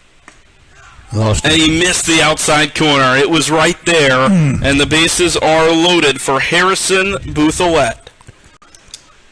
Well, this is what you didn't want. The extra hitter, number 24, Harrison Buthalet. Late game drama. Gotta love it. Oh, absolutely. Left-handed hitter in Buthalet into the batter's box. He has not been retired today. A single, a home run, and a walk. If there's any time, now's the time. Zane Davis throws his first pitch. It gets away from Salisbury. That'll score one. Runners move up a step. It's 1-0, and it's 8-7. The positive being, at the end of the day, that run didn't matter. No. But now you're in a position where a single is guaranteed to tie the game, and there's the potential to score the go-ahead versus if it was still 8-6 with the bases loaded. So it's recovery mode now for Zane Davis. Clinging to a one-run lead, it's a 1-0 count, and time called as Mason Salisbury will have a chat with his closer. Well, now you start biting the nails. Tying run is at third, and as you mentioned, the go-ahead run is out at second. So anything hit to the outfield, a gapper will at the very least tie it, if not sacrifice a Kingsman lead. So back to the plate goes Salisbury. The runner on third base in Kraft is, as of now, assessed to Willow Shields. Not responsible is Zane Davis, but of course that won't matter in his head right now. They're going to intentionally walk Buthalet. I don't mind that call. No, you want to play the percentages here. And at the end of the day as well, the runner on first really doesn't matter. No. I mean, it does in the theory that they all come in and score, but you'd much rather take the chances of a force out and take the home run hitter's bat out of his hands. Yeah. So now the bases are loaded. The tying run is at third. The go-ahead is at second. Zane Davis faces Louis Hill. First pitch from Zane off the plate outside. He's missed consistently outside since coming into this ballgame. Yeah. Louis Hill is crowding the plate. The designated hitter today is 0 for 3, hit a hard line drive to the third baseman last time. 1-0, outside corner fastball gets the call, and it's even at ones. 8-7 ball game. The Kingsmen leading by the slimmest of margins here. 1-1 pitch. Same spot, same result. A big 1-1 to make it a ball and 2 strikes. The Queen City Corndogs scored 7 runs the first time they played the Kingsmen. They came up 2 runs short. Now they're down a run. What will they do with Louis Hill bearing down a 1-2 count from Zane Davis? Here's the delivery. Fastball fouled off and off the chains of the field next door. Yeah, Hill has got to go into protect mode right now. So the advantage will go to Zane. 1 ball, 2 strikes, still after the foul ball. Here it is from Davis, and he missed outside, 2-2. He's got that slider that if he's able to establish the outside fastball, that slider becomes lethal running away from the hitter. But if he can't locate the fastball, then the slider doesn't look as appetizing. 2-2 pitch. Ground ball, second base side. This could do it. Haverlock to first, and the Kingsmen win the ball game. They hang on and beat the Queen City Corndogs 8-7 in the first game of today's doubleheader. What an effort from the Kingsmen on both sides of the baseball. They win by 1 run. Zane Davis gets the save. Willow Shields picks up the win. And the Kingsmen will be happy with the way that this one ended. 8-7, your final. We're going to hop off the air for a little bit, and when we return, it'll be Stephen Stone for Game 2 here. Alongside Stephen, I'm Griffin Leonard saying so long from York Comprehensive High School. Once again, your final score, Kingsmen 8, Queen City 7. We'll be back for Game 2 in about 45 minutes. This has been Kingsman Baseball. Fly ball, center fielder on the run. He can't get to it. That's going to roll to the wall. It'll be extra bases. Kingsman Baseball has been brought to you by Substation 2, Cherry Road, Rock Hill, across from Winthrop University. Slice, slice, slice. Garden, garden, garden. Planet Fitness, home of the judgment-free zone. Olive Garden, when you're here, your family. Rock Hill Coca-Cola Bottling Company. Open Happiness. Outback Steakhouse. No rules, just right. And by Chick-fil-A.